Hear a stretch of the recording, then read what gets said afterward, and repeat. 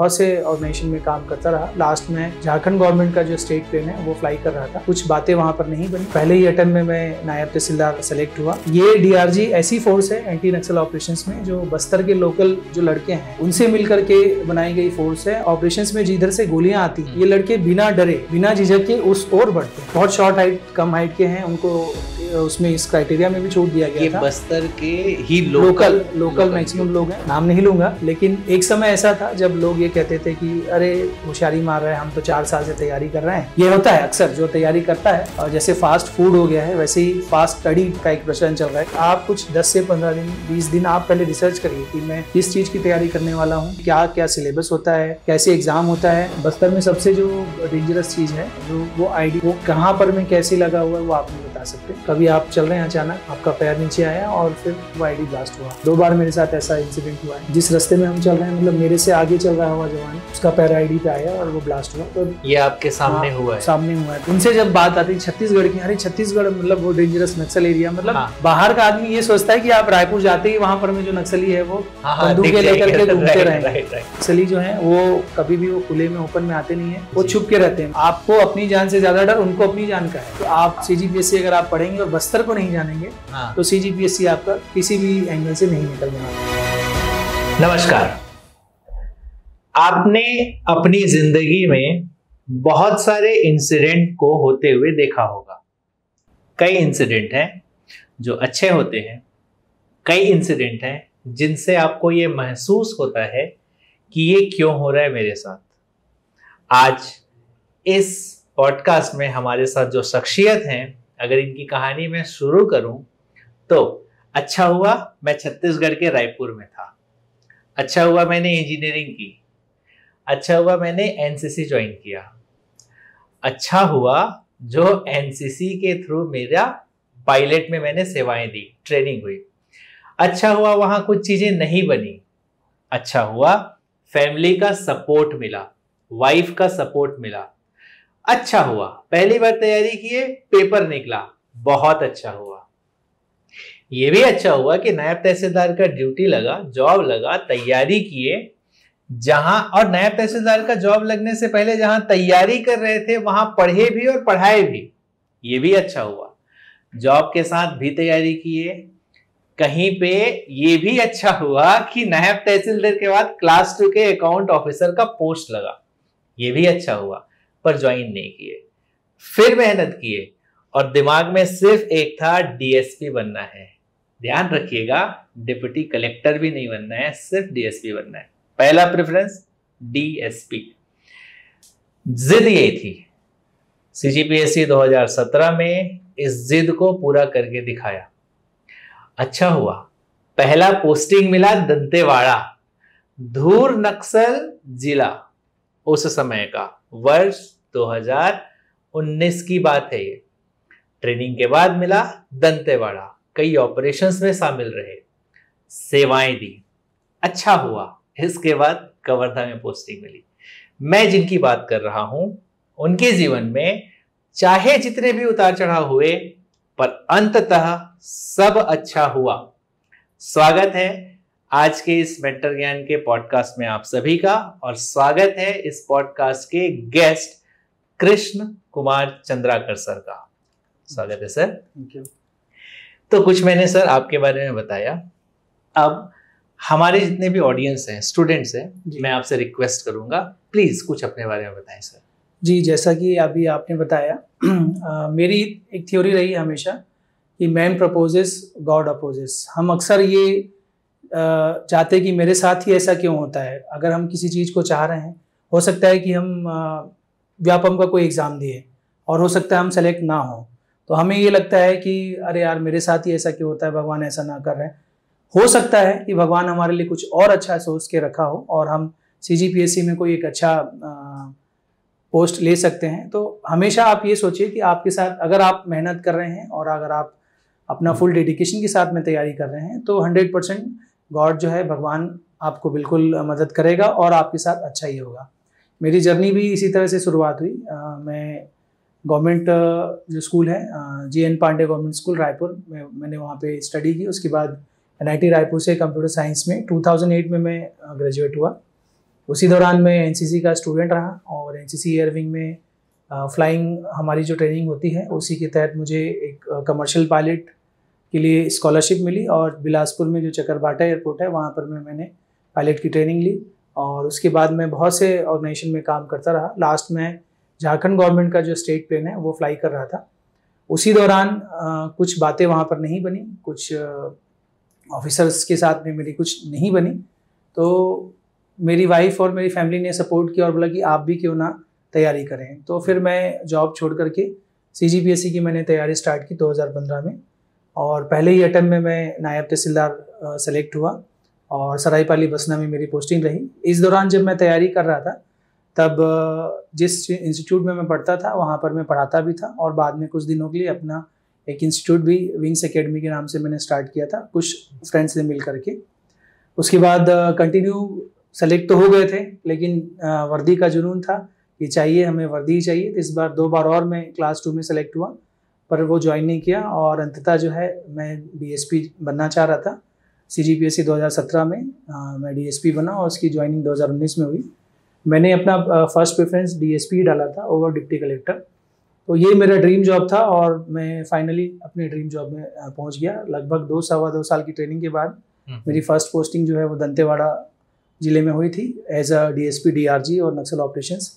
इस दौरान में जो DRG का फोर्स, यहाँ पर मैं DRG की बात आई है तो मैं आपको DRG के बारे में बता दूं। बिल्कुल सर। ये DRG ऐसी फोर्स है एंटी नक्सल ऑपरेशंस में जो बस्तर के लोकल जो लड़के हैं उनसे मिलकर के बनाई गई फोर्स है। और आप यकीन नहीं करेंगे, ऑपरेशंस में जिधर से गोलियां आती हैं ये लड़के बिना डरे बिना झिझक के उस ओर बढ़ते हैं। मतलब बहुत से ऑपरेशंस या लोग आप देखेंगे कि गोलियां आ रही तो छुप जाएंगे, नहीं, बहुत शॉर्ट हाइट कम हाइट के हैं, उनको उसमें इस क्राइटेरिया में भी छूट दिया गया था। बस्तर के ही लोकल मैक्सिमम लोग हैं और साथ में जो सरेंडर जो पहले नक्सली रह चुके हैं तो उन्हें भी हमने जो है छत्तीसगढ़ गवर्नमेंट ने जो मुख्य धारा में आए लौट करके उन्हें भी DRG में जवानों के साथ काम करने का मौका दिया जाता है। और अगर वो अच्छा काम करते हैं तो उन्हें, जैसे हमारे दंतेवाड़े में बहुत से ऐसे लोग हैं जो DRG में भर्ती हुए और अभी इंस्पेक्टर के रूप में काम कर रहे हैं। अरे वाह। तो ये DRG एक एलीट फोर्स, मैं अगर बोलूँ एंटी नक्सल ऑपरेशंस में DRG है वो एक एलीट फोर्स है, इसका कोई तोड़ नहीं है।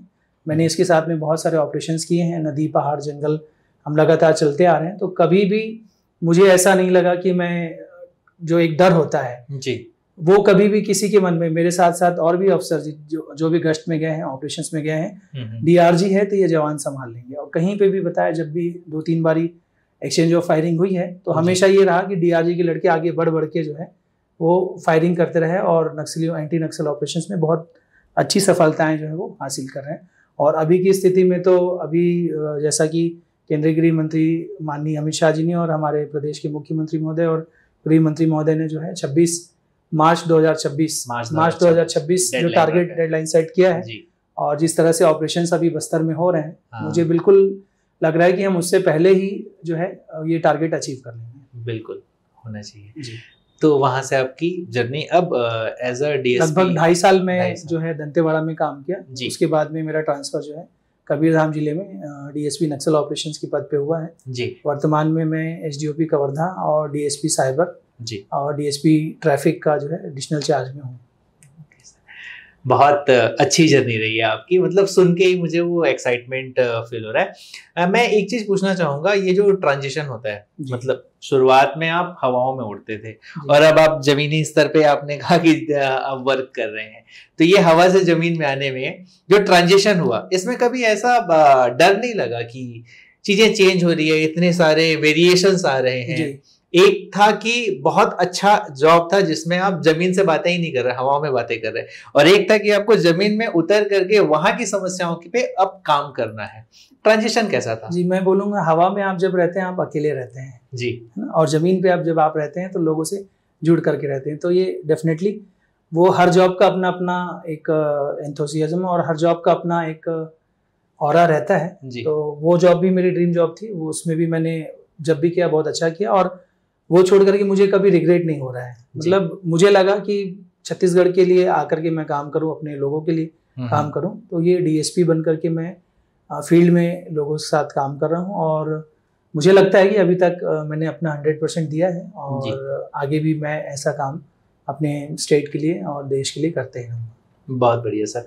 एक और चीज होता है सर जो जनरली सुनने को मिलता है, जो डिस्कस करते हैं लोग, कि अब अगर कोई भी चीजें करनी है तो अपने कंफर्ट जोन के बाहर आओ। जी।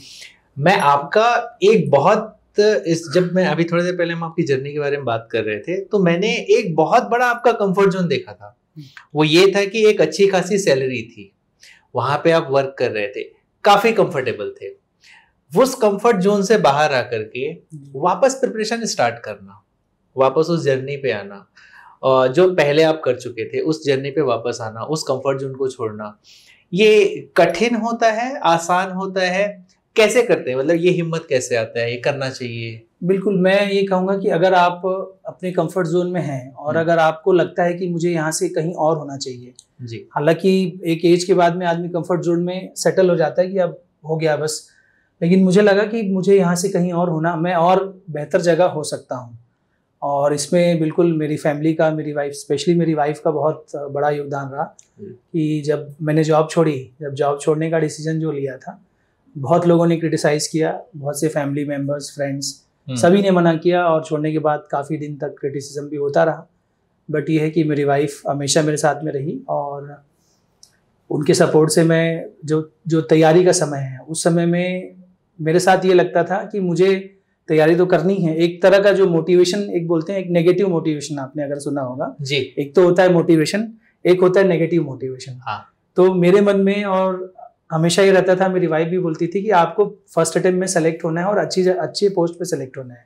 यदि आप सेलेक्ट नहीं हुए तो जो लोग आपको क्रिटिसाइज कर रहे हैं वो सही हो जाएंगे, वो मतलब आपको गलत साबित कर देंगे। और फिर जो है कल को अगर कोई और व्यक्ति है, अगर या हमारी फैमिली में या हमारे नोन में अगर कोई ऐसा जॉब डिसीजन छोड़ने का डिसीजन लेता है, तो एक आप जो है एक नेगेटिव उदाहरण बन जाओगे कि देखो वो भी तो छोड़ करके आया था, कुछ नहीं कर पाया और तुम भी कुछ नहीं कर पाओगे। तो मेरा हमेशा से रहा कि मेरे पास लिमिटेड टाइम है, मतलब मेरे पास एक ही अटेम्प्ट है, हालांकि वो मेरा फर्स्ट अटेम्प्ट था, लेकिन मैं ये मान करके चल रहा था ये मेरा लास्ट अटेम्प्ट है, क्योंकि अगर मैं सेलेक्ट नहीं हुआ और तो फिर बहुत तरह की बातें रहेंगी। जो क्रिटिसाइज कर रहे हैं वो लोग जो हैं मुझे मेरे बिल्कुल पीछे लगे हुए थे, लेकिन ये मेरी मेहनत है, मेरे घर वालों का सपोर्ट रहा और कॉन्फिडेंस, उन्होंने मुझ पर जो भरोसा दिखाया और मेहनत करके मैं सेलेक्ट हुआ। तो उसके बाद आज अगर मैं देखता हूँ, मैं नाम नहीं लूंगा, लेकिन एक समय ऐसा था जब लोग ये कहते थे कि अरे होशियारी मार रहे हैं, हम तो 4 साल से तैयारी कर रहे हैं।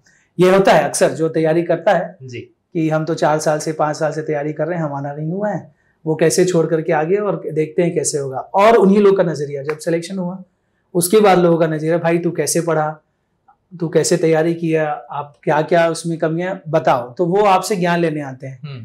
तो ये एक तरह का एक नेगेटिव मोटिवेशन जो मैं आपको जो कह रहा था कि बहुत से हमारे फैमिली फ्रेंड्स या आसपास नोन में होते हैं जो चाहते हैं कि हम फेल हों। तो वो अगर हम जो है ये सोच के चले कि हमको उनको गलत साबित करना है और मुझे सक्सेस होना है, तो ये भी एक तरह का मोटिवेशन आप एज अ मोटिवेशन ले सकते हैं। राइट, मतलब वो आपको वर्क करने में मदद करता है। जी बिल्कुल, हम इनको गलत साबित करके बताएंगे। जी करेक्ट सर। यहाँ पे टोटल अगर आप देखें तो पहला जब आपने तैयारी स्टार्ट किया था जी 2015 की बात है, 2015 की बात है, और आपने CGPSC 2014 के लिए तैयारी स्टार्ट किया था जी। उसमें प्रीलिम्स, मेंस, इंटरव्यू ऐसे करके तीनों सेगमेंट्स आपने पहली बार में कंप्लीट किया था जी, है ना। तो अगर हम लोग शुरुआत से शुरू करें, कोई भी स्टूडेंट है जो चलिए तुरंत शुरू भी कर रहा है, उसको क्या करना चाहिए? मतलब उसके दिमाग में क्या होना चाहिए कि मेरा पहले अटेम्प्ट में ऐसा हो जाए कि मैं पेपर को निकाल लूं? देखिए, मैं ये कहूँगा कि कोई भी आप जब कोई बिल्डिंग बनाते हैं या कुछ, तो बेस जो होता है वो बहुत मजबूत होना चाहिए। अभी के समय में अक्सर ऐसा होता है कि हम जैसे फास्ट फूड हो गया है, वैसे ही फास्ट स्टडी का एक प्रचलन चल रहा है कि आजकल के लड़के मतलब जो बच्चे हैं तैयारी करते हैं, वो ये चाहते हैं कि मुझे बहुत जल्दी सब मिल जाए, मैं बहुत जल्दी पढ़ लूँ जी। इसका नुकसान जो है आपको लॉन्ग टर्म में जो है बहुत ज़्यादा नुकसान होता है। तो मेरा ये कहना रहेगा, तैयारी अगर आप स्टार्ट कर रहे हैं तो सबसे पहले तो आपको सिलेबस जो है, जैसे CGPSC का उस समय जब मैं तैयारी कर रहा था, अभी तो सिलेबस चेंज हुआ है जी। आप मुझे नींद से भी जगा करके अगर पूछेंगे सिलेबस क्या है, तो सिलेबस मुझे एकदम मुंह ज़बानी आती। और ये चीज़ होना चाहिए कि मुझे क्या पढ़ना है, क्या क्या मुझे करना है, ये चीज़ें आप जो तैयारी जो स्टार्ट कर रहे हैं दूसरा होता है कि हमको जब हम स्टार्ट करते हैं हमारे पास में कुछ होता नहीं कि क्या करना चाहिए जी। तो उसका एक सबसे अच्छा तरीका मैं कहूँगा कि पिछले साल के क्वेश्चंस पेपर हैं, प्रीवियस पैटर्न्स हैं जी, जो सेलेक्ट हो चुके लोग हैं या कुछ जिनके पास कुछ अनुभव है प्रीलिम्स निकालने का या मेंस का, आप उनसे थोड़ा पूछिए और आप अपनी तैयारी, मतलब जैसे मैं आप एक एग्जांपल दूं, पुलिस में जब हम ऑपरेशंस में होते थे, गश्त में होते थे, तो हम अभी गश्त में निकल गए ऐसा नहीं होता था। जब अगर हमको कोई पॉइंट मिला तो हम गश्त के पहले की जो तैयारी है, लगभग आधे दिन की तैयारी हमारी होती थी। हमारे वेपन्स लेने हैं, वेपन्स क्लीन करना है, आपको कम्युनिकेशन डिवाइस लेना है, ट्रैकर डिवाइस लेना है, आपको अपना खाना पैक करना है। तो सेम मैं कहूँगा कि उसी तरह से आप यदि आप तैयारी कर रहे हैं तो आज जैसे आपने स्टडी किया, आप तैयारी कर रहे हैं, तो आप आज से ही पढ़ना शुरू करके लोग जो होते हैं कि बिना आगे पीछे कुछ रिसर्च किए, तो मेरा ये कहना रहेगा कि आप कुछ 10 से 15 दिन 20 दिन आप पहले रिसर्च करिए कि मैं किस चीज़ की तैयारी करने वाला हूँ, इसमें क्या क्या प्रॉब्लम्स हो सकती हैं, क्या क्या सिलेबस होता है, कैसे एग्जाम होता है। अमूमन मैं देखा हूँ बहुत से जब मैं क्लास लेने जाता हूँ तो बहुत लोगों को सिलेबस नहीं पता होता है, बहुत लोगों को एग्जाम का पैटर्न नहीं पता होता है कि कैसे आगे इसके बाद क्या आना है, कितने पेपर होते हैं, ये कुछ नहीं पता होता, केवल तैयारी कर देते हैं जो भीड़ चाल में जो लोग चल मैं कहूँ तो मेरा ये कहना रहेगा कि आप पहले अपना प्रिपरेशन कर लिए, एनालाइज करिए कि आप क्या करने जाने वाले हैं, उसके लिए क्या क्या तैयारी लगेगी, कैसे होगा। आप शुरू से लेकर के अंत तक एक बार पहले उसको थॉरली स्टडी कर लीजिए, रिसर्च कर लीजिए, उसके बाद तैयारी शुरू करिए। उससे ये होगा कि आप बीच में कभी अटकेंगे नहीं। और मैंने कहा कि जैसे प्री मेंस और इंटरव्यू की जो तैयारी है जी, तो प्रीलिम्स के लिए मुझे लगता है कि 6 से 7 महीना जो है वो समय पर्याप्त होता है। पर जब आप तैयारी शुरू कर रहे हैं तो ये ना सोचे कि मैं प्रीलिम्स के लिए पढ़ रहा हूँ या मेंस के लिए पढ़ रहा हूँ। आप जो है मतलब थॉरली शुरुआत से जो है बेसिक आपका जो एनसीईआरटी की किताबें हैं या जो बेसिक्स की किताबें हैं आप उन्हें पूरा पढ़िए। फिर जब आपका प्रीलिम्स का एग्जाम आ रहा है तो 2-3 महीने आप केवल प्रीलिम्स को फोकस करके पढ़िए। जैसे ही आपका एग्जाम खत्म हुआ तो बहुत लोग ये करते हैं रिजल्ट आने का वेट करते हैं, अरे यार मेरा होगा कि नहीं होगा। तो आप अपने आप में कॉन्फिडेंस रखिए, अगर आप तैयारी कर रहे हैं आप पढ़िए। और पढ़ा हुआ ज्ञान, मैं ये कहूँगा कि पढ़ा हुआ ज्ञान जो है व्यर्थ नहीं जाता, वो कहीं ना कहीं आपको काम आता है। मेरे केस में जैसे आप बताए कि जैसे मैं फ्लाइंग इंजीनियरिंग किया, पायलट था, तो बहुत से सीजीपीएससी में उस समय साइंस का जो पोर्शन है सेक्शन था वो काफ़ी था। तो बहुत सी चीज़ें जो मैंने अपने कमर्शियल पायलट के दौरान जब मैंने स्टडी की थी वो सीजीपीएससी में बहुत सी चीज़ें कुछ सिमिलर थी। जब मैं जॉब में था तो देखता था लोगों को यहाँ से वहाँ स्टेट, मतलब काफ़ी कुछ पॉलिटिकल जो सब्जेक्ट हम पढ़ते हैं, कॉन्स्टिट्यूशन जो पढ़ते हैं, बिल्कुल रूल्स जो पढ़ते हैं, वो कहीं ना कहीं जो आप अगर आप कुछ पढ़े हुए हैं तो वो कभी ना कभी कहीं ना कहीं आपको जिंदगी में वो आपके काम आती है। जो जैसे आपने कहा कि पहले आपको पता होना चाहिए किस चीज की तैयारी कर रहे हो, कितना पढ़ना है, किधर जाना है। इन केस अगर कोई मेंटोर है, कोई गाइड करने वाला है जिसको इस फील्ड की जानकारी है, कोई भी अगर वो आपको बताते हैं तो क्या तैयारी का आपका आधा मेहनत हो सकता है? जी बिल्कुल। अब इसके लिए गुरु, मतलब मेंटर कहूँ, मैं गुरु की बात कहूँ जी, तो आप देखे होंगे कि भगवान राम का भी अवतार हुआ और भगवान कृष्ण का भी अवतार हुआ जी। वे भगवान थे, चाहते थे तो वो सर्वज्ञ थे, वो सब जानते थे, लेकिन वे भी अपने अपने गुरु के पास शिक्षा लेने के लिए गए थे। मैं ये नहीं कहूँगा कि आप जाइए, लेकिन अगर आप किसी चीज को आप कर रहे हैं, स्वयं से कर रहे हैं, तो हो सकता है उसको समझने में, जानने में आपको 10 से 15 दिन लगे, और कोई भी मेंटर हो वो आपको अगर बता दे तो आप उस चीजों को बहुत जल्दी जो है समझ सकते हैं। तो ये आजकल का समय जो है स्मार्ट वर्क का है। आप मेहनत करिए, बिल्कुल मेहनत, सेल्फ स्टडी कर रहे हैं, लेकिन अगर कोई आपको एक बार बता दे, पढ़ा दे, समझा दे, वो चीजें बहुत आसानी से आप समझ सकते हैं। और जो बाकी जो बचा समय है वो आप और आगे की अपनी तैयारी को और मजबूत करने के लिए उस समय का सदुपयोग कर सकते हैं। तो मेरा यही मानना है कि अगर आप कोचिंग कर सकते हैं बहुत अच्छी बात है, करिए। अगर आपका कोई मेंटर आप बनाना चाहते हैं, उससे डेफिनेटली फायदा ही होता है, उससे कोई नुकसान नहीं। टाइम सेविंग प्रोसेस, टाइम बिल्कुल। अभी का समय ऐसा है कि अभी सीजीपीएससी जो है एकदम फिक्स, उन्होंने जो शेड्यूल फिक्स किया हुआ है। Right sir. पहले के समय में 2008 अब 2013 की बात अगर आप करें तो उस समय में शेड्यूल फिक्स नहीं हुआ करता था। अभी फिक्स है कि इस दिन प्रीलिम्स के लिए नोटिफिकेशन आएगा, इस दिन एग्जाम होगा, 2 से 3 महीने में आपका मेंस का हो जाएगा। तो आपके पास अभी समय की जो है लिमिटेड समय, कमी नहीं बोल सकता हूं मैं, समय लिमिटेड है जी। समय कमी होना अलग चीज है, और लिमिटेड मतलब आपके पास जितना लिमिटेड समय है, आपको उस समय को जो है सदुपयोग करके आपकी तैयारी जो है आपको कंटिन्यू करनी है। Right sir. इसमें आपने मुझे एक चीज़ बताया था कि डिसीजन लेने में आपकी फैमिली ने आपका बहुत सपोर्ट किया जी। था। अभी जो स्टूडेंट्स तैयारी कर रहे हैं, जी, कई लोग ऐसे हैं ना जिनको फैमिली का सपोर्ट नहीं मिलता, या उनको लगता है कि मैं लैग कर रहा हूँ यहाँ पे, काश मेरे पास ये होता, जी। काश ऐसा होता। वो स्टूडेंट्स या उनकी फैमिली के लिए कोई ऐसी नसीहत कि आपको भरोसा करना चाहिए, या जो भी कि जो आपने इसमें फील किया था जी। कि सपोर्ट कितना ज़रूरी होता है प्रिपरेशन के टाइम पे जी फैमिली? बिल्कुल, प्रिपरेशन के टाइम में फैमिली का सपोर्ट तो 100% चाहिए ही है। जी। मतलब अनफॉर्चुनेटली अगर किसी को सपोर्ट नहीं मिल रहा है तो वो ज़्यादा टफ हो जाएगा उसके लिए। अगर फैमिली हमारी सपोर्ट कर रही है और अगर हमारे साथ में हमारे दोस्त यार हैं या हमारे जो लोग साथ में जुड़े हुए हैं जी। और वो अगर हमें मोटिवेट कर रहे हैं, तो ये हम जो है अनावश्यक जो बाधाएं होती है हमारे पास छोटी छोटी, अगर फैमिली नहीं रहे तो बहुत से टेंशन है आपको। अगर आप घर में रह रहे हो तो खाना बनाने का और भी जो हाउस होल्ड के काम है वो करने का, या अगर आप फैमिली सपोर्ट नहीं मिले तो बहुत सी चीज़ों का आपको खुद करना पड़ता है। लेकिन अगर आपकी फैमिली सपोर्ट में है तो आप बहुत सारी चीज़ें जो है आपकी फैमिली करेगी, आपको केवल जो है अपने पढ़ने में फोकस करना है। तो फैमिली का सपोर्ट, अगर कोई फैमिली सपोर्ट करती है तो मैं तो बिल्कुल, जो भी बच्चा तैयारी कर रहा है, जो तैयारी कर रहे हैं लोग, मैं सबकी फैमिली से भी रिक्वेस्ट करूंगा कि आप एटलीस्ट उनको समय दीजिए, उन पर भरोसा कीजिए।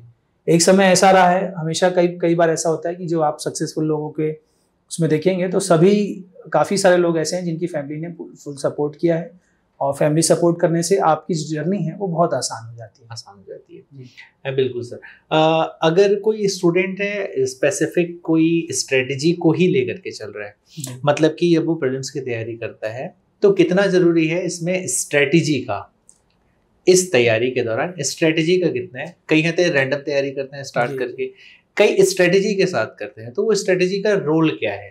जी बिल्कुल, अब स्ट्रेटजी आई तो मैं फिर से इसको एक बार अपने ऑपरेशंस की भाषा में आपको समझाऊंगा कि कभी हमको कोई इनपुट मिलता था कि सो एंड सो लोकेशन में नक्सल मूवमेंट हो रहा है जी, तो अगर हम अचानक जाएंगे तो हो सकता है कि हमारा नुकसान हो जाए। तो हम पहले ऑपरेशंस प्लान सारे कमांडर्स मिल करके, सीनियर ऑफिसर्स हैं वो मिल करके डिस्कस करते थे कि अगर यहाँ पर पॉइंट है तो एक टीम यहाँ से जाएगी, दूसरी टीम इधर से जाएगी, तीसरी टीम उसको कार्डन करेगी, चौथी टीम हिट करेगी, और अगर भाग रहा है तो फिर छठवीं टीम रहेगी जो वो कट ऑफ पार्टी लगाएगी। अगर वो भागेगा तो एक दो लोग उसमें घेरे में आ जाए। तो स्ट्रेटेजी बनती थी। वैसे ही किसी भी चीज़ की, आप कोई भी, अगर आप लॉन्ग टर्म किसी, चाहे आप ऑपरेशंस की बात करें, चाहे पढ़ाई की बात करें, तैयारी की बात करें, किसी के घर में कोई फंक्शन की बात करें, या अगर हम अभी के डेट में बात करें कि अगर कोई बड़ा इवेंट होता है, जैसे गवर्नमेंट कोई बड़ा इवेंट कराती है, कोई वीवीआईपी विजिट होता है, तो हमेशा हम स्ट्रेटेजी बनाते हैं। तो तैयारी में भी मैं कहूँगा कि स्ट्रेटेजी होती है वो बहुत इंपॉर्टेंट होती है। एक रैंडम आप कुछ भी तैयारी कर रहे हैं, आज मैं ये पढ़ लिया, वो पढ़ लिया, कुछ भी कर लिया, तो वो एक तरह से बाधा ही है, और वो आपकी जर्नी में बाधा ही है, मैं मानूंगा। आप अगर कोई स्ट्रेटेजी करते हैं, जैसे मुझे यहाँ से रायपुर जाना है, मैं स्ट्रेटेजी बना लूंगा कि मुझे कल सुबह 10 बजे जाना है, तो 10 बजे मुझे जाना है। उसके पहले मुझे क्या तैयारी करनी है, मुझे मेरी गाड़ी में फ्यूल कराना है, गाड़ी का उसका तेल पानी हवा सब चेक करना है, ड्राइवर चेक करना है, कहाँ पर जाना है उसका एड्रेस मुझे होना चाहिए, समय पे आदमी आ जाए, मैं समय पे तैयार हूँ। तो ये स्ट्रेटेजी अगर आप करेंगे तो आप जो है, हो सकता है आप बिल्कुल समय पर में और इजीली आप अपने गंतव्य में अपनी जर्नी पूरी कर सकते हैं। गलती होने की गुंजाइश कम हो जाती है। हाँ जी बिल्कुल, गलतियां जो है, गलती सीख, मतलब कई बार ये होता है हम अपनी जर्नी में कुछ नई चीजें करते हैं या बिना तैयारी के करते हैं, गलतियां होती हैं, उससे कहीं ना कहीं हमारा मनोबल डाउन होता है और हमारा समय जो है वो व्यर्थ होता है। तो ज्यादा अच्छा होगा कि आप स्ट्रेटेजी बनाइए और स्ट्रेटेजी को फॉलो करिए। कोई भी स्ट्रेटेजी, मैं ये नहीं कहूंगा कि मेरी स्ट्रेटेजी अच्छी है या किसी और की, आप अपनी स्ट्रेटेजी खुद बनाइए। आप किस चीज़ों में अच्छे हैं, किन चीज़ों में आप बेहतर हैं। उदाहरण के लिए मैं बताऊंगा, जैसे कि मुझे जो है हिस्ट्री का सब्जेक्ट जो है मुझे बिल्कुल बोरिंग लगता था, और बाकी सब्जेक्ट मेरे जो है वो मुझे बहुत अच्छे लगते थे। तो अमूमन लोग ये करते हैं कि अरे यार ये सब्जेक्ट तो मेरा स्ट्रांग है तो मैं पढ़ लूंगा, ये सोच करके लोग उस सब्जेक्ट को ध्यान नहीं दे पाते, और अंत समय में ऐसा आता है कि हम उस सब्जेक्ट को पढ़ ही नहीं पाते हैं और समय निकल जाता है। बिल्कुल। तो आपका अगर कोई स्ट्रॉन्ग सब्जेक्ट है तो मैं ये कहूंगा कि आप इतनी तैयारी करिए, आपकी जो स्ट्रॉन्ग सब्जेक्ट है उसमें आप 100 में 100 मार्क्स ले आए। उसके अगर मान लीजिए 20 क्वेश्चन आ रहे हैं, वो सब्जेक्ट आपका स्ट्रॉन्ग है तो आपका 20 में 20 आ जाए। आप अपनी स्ट्रॉन्ग जो आपकी जो चीजें स्ट्रॉन्ग है उसको और स्ट्रॉन्गेस्ट बनाइए, और जिन चीजों में आप वीक हैं उसको आप एवरेज में ले आइए जी। अगर आप वीक हैं, कई लोग क्या होता है, यार ये सब्जेक्ट मुझे अच्छा नहीं लगता है, वीक है, वो छोड़ दिया। नहीं, अगर आप जैसे कि खाना बनता है उसमें सारी चीजों का जो मिश्रण है, सारी चीजों का अपना अपना महत्व है। नमक थोड़ा सा डालते हैं लेकिन बिना नमक के जो खाना स्वाद नहीं आता। बिल्कुल। वैसे ही सब्जेक्ट की बात करूं, अगर मैं तैयारी की बात करूं, कुछ एक सब्जेक्ट होते हैं जो हमको पसंद नहीं होते हैं लेकिन हमको पढ़ना है, मजबूरी है, मजबूरी भी बोल लीजिए या जो बोल लीजिए।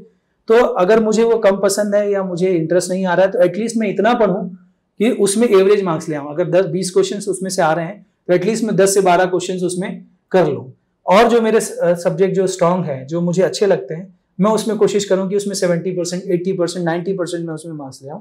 तो जो मेरा जो कमजोर पार्ट है वो मेरा उसमें कवर अप हो जाएगा और मैं जो है मेरी स्ट्रेटेजी के अनुसार मैं जो है ज्यादा मार्क्स ला सकता हूँ। परफेक्ट। थोड़ा सा हम अब जो आपको जॉब के टाइम पे, यानी आपने जो ऑपरेशंस किए थे जी, उसके बारे में अगर हम डिस्कशन करना चाहें, क्या हम बस्तर में दंतेवाड़ा में जो आपने ऑपरेशंस किए थे उसके बारे में कुछ जान सकते हैं? इंटरेस्टिंग चीजें। जी, आपने 2 साल दंतेवाड़ा में नक्सल ऑपरेशन पे DRG में अपनी सेवाएं दी हैं जी। उसमें कोई ऐसी रोचक घटनाएं जो रही हैं जो एक्चुअली हम कभी उस जगह पे जाएं तो वो चीजें हमको मोटिवेट करती है, कुछ ऐसा रोचक रहा है सर? जी बिल्कुल। बस्तर जो लोग जो गया नहीं है उसको लगता है कि बस्तर का नाम सुन करके जो लोग डरते हैं, लेकिन बस्तर बिल्कुल भी वैसा नहीं है। इतनी नेचुरल मतलब ब्यूटी वहां पर में इतनी है। हम तो जो है गश्त के दौरान अक्सर हम लोग जाते थे, जब कई बार है कि वापसी के दौरान जब अगर ऑपरेशंस नहीं मिला तो कभी नदी में नहा लिए, झरने में नहा लिए। तो ऐसी बहुत सी जगह हैं जो बिल्कुल आपको स्वर्ग, बस्तर को स्वर्ग का, बहुत सी पहाड़ियों की चोटी चढ़ते हैं। जब बारिश में अगर आप या ठंडी के समय में आप चोटियां चढ़े तो बिल्कुल वो फॉग से ढका हुआ बहुत ही खूबसूरत वहाँ पे नज़ारा है। और कई बार ऐसे होते हैं कि जो जंगल में एक तरह से लोग जो यहाँ पर ट्रैकिंग कैंप करते हैं, बाहर में खाना बनाते हैं, वो उनका एक दिनचर्या है। वो DRG और बस्तर की जितनी फोर्स है उनकी दिनचर्या कह सकते हैं। जंगल में जाना, वहाँ पे फोर्स 2 दिन 4 दिन 5 दिन रहते हैं, अपना ड्राई राशन लेकर के जाते हैं, जंगल में ही खाना बनाना। तो ये एक, और पूरी टीम, मतलब अकेले नहीं, तो बिल्कुल उसमें बहुत मजा भी आता है। कई बार नुकसान भी होता है तो दुख भी होता है कि उसमें कई बार ऐसा हुआ कि हमारे साथ के लोग जो ID, बस्तर में आप ID सुनते हैं, बस्तर में सबसे जो डेंजरस चीज़ है जो वो ID, अगर फोर्स के लिए नुकसानदेह बोलो ID, वो कहाँ पर में कैसे लगा हुआ है वो आप नहीं बता सकते। कभी आप चल रहे हैं, अचानक आपका पैर नीचे आया और फिर वो ID ब्लास्ट हुआ। अभी रिसेंटली बहुत दुखद घटना हुई, एडिशनल SP साहब सुकमा जिले के। इसके पहले भी जब 2 बार मेरे साथ ऐसा इंसिडेंट हुआ है कि गश्त के दौरान जिस रास्ते में हम चल रहे हैं, मतलब मेरे से आगे चल रहा हुआ जवान, उसके पैर में उसका पैर ID पे आया और वो ब्लास्ट हुआ। तो ये आपके सामने हुआ है? सामने हुआ है। तो वो कुछ देर के लिए तो ऐसा लगता है कि जीरो, मतलब आप क्या करोगे, लेकिन आपको फिर अपना होश संभालना पड़ता है, पोजीशन लेनी पड़ती है। तो खट्टी मीठी बहुत अच्छी यादें बस्तर की जुड़ी हुई हैं। बस्तर के लोग भी बहुत अच्छे हैं। आप एक बार बस्तर चले जाएंगे, आपको बस्तर से डेफिनेटली प्यार हो जाएगा, आपको वहाँ से आने का मन नहीं करेगा। लेकिन चूंकि जॉब है, ट्रांसफरेबल जॉब है, कभी यहाँ जहाँ पे सरकार आपको पोस्ट कर दे। लेकिन मैं यही कहूँगा कि बस्तर लोगों को जाना चाहिए, घूमना चाहिए। और वहाँ इतने नेचुरल ब्यूटी, मतलब आप ढोलकल पहाड़ आप देख सकते हैं, अंदावड़ा जलप्रपात है, तीरथगढ़ है, चित्रकूट है। इसके अलावा भी जो छोटे छोटे अंश हुए बहुत सारे और वहाँ पर में जो टूरिस्ट प्लेस बोल सकता हूँ या देखने योग्य, घूमने योग्य जो जगह है वो बिल्कुल है, वो आपको बिल्कुल जाना चाहिए बस्तर में। जी, मतलब ये जो कहते हैं कि यहाँ से एक डर है, सुनते हैं कि वहाँ ये चीजें सही नहीं है, ये चीजें गलत हैं, डरना चाहिए लोगों को वहाँ जाने से, तो क्या ये सच है? नहीं, बिल्कुल गलत है, ये गलत धारणाएं हैं। मैं आपको एग्जांपल से बताता हूँ। जब पायलट था, फ्लाइंग करता था जब, तो मेरा जो दिल्ली, मुंबई या बड़े शहरों में अक्सर जाना होता था, वहां पे जब बात होती थी या जो अपने साथ के लोग होते थे जी, उनसे जब बात आती छत्तीसगढ़ की, अरे छत्तीसगढ़ मतलब वो डेंजरस नक्सल एरिया, मतलब लोगों के मन में ये पूरा कहीं ना कहीं छत्तीसगढ़ को वैसा मान, पूरा छत्तीसगढ़ मतलब लोग बाहर का आदमी ये सोचता है कि आप रायपुर जाते ही वहां पर में जो नक्सली है वो हाँ, बंदूकें लेकर के घूमते रहेंगे। राइट। वैसे ही जो है जो प्लेन एरिया मतलब छत्तीसगढ़ में रायपुर बिलासपुर का आदमी ये सोचता है कि बस्तर जाते ही वहां पर में नक्सली आप पे हमला करेंगे। ऐसा कुछ नहीं है। वो भी जो है नक्सली जो है वो कभी भी वो खुले में ओपन में आते नहीं है, वो छुप के रहते हैं। मतलब आपको अपनी जान से ज्यादा डर उनको अपनी जान का है कि अगर वो एक्सपोज हो गए, वो बाहर आ गए तो पुलिस पकड़ सकती है या कहीं पे एनकाउंटर हो सकता है, तो वो छुप छुप के भागते फिरते हैं। तो बस्तर में जाकर के डरने का कि आप वहां पे घूमने गए हैं, आपके साथ कोई हादसा हो जाएगा, कुछ कर लेगा, ये बिल्कुल टोटली रॉन्ग है। और मैं तो सभी से कहूंगा कि आप जाइए बस्तर घूमिए, पूरा बस्तर एक्सप्लोर करिए।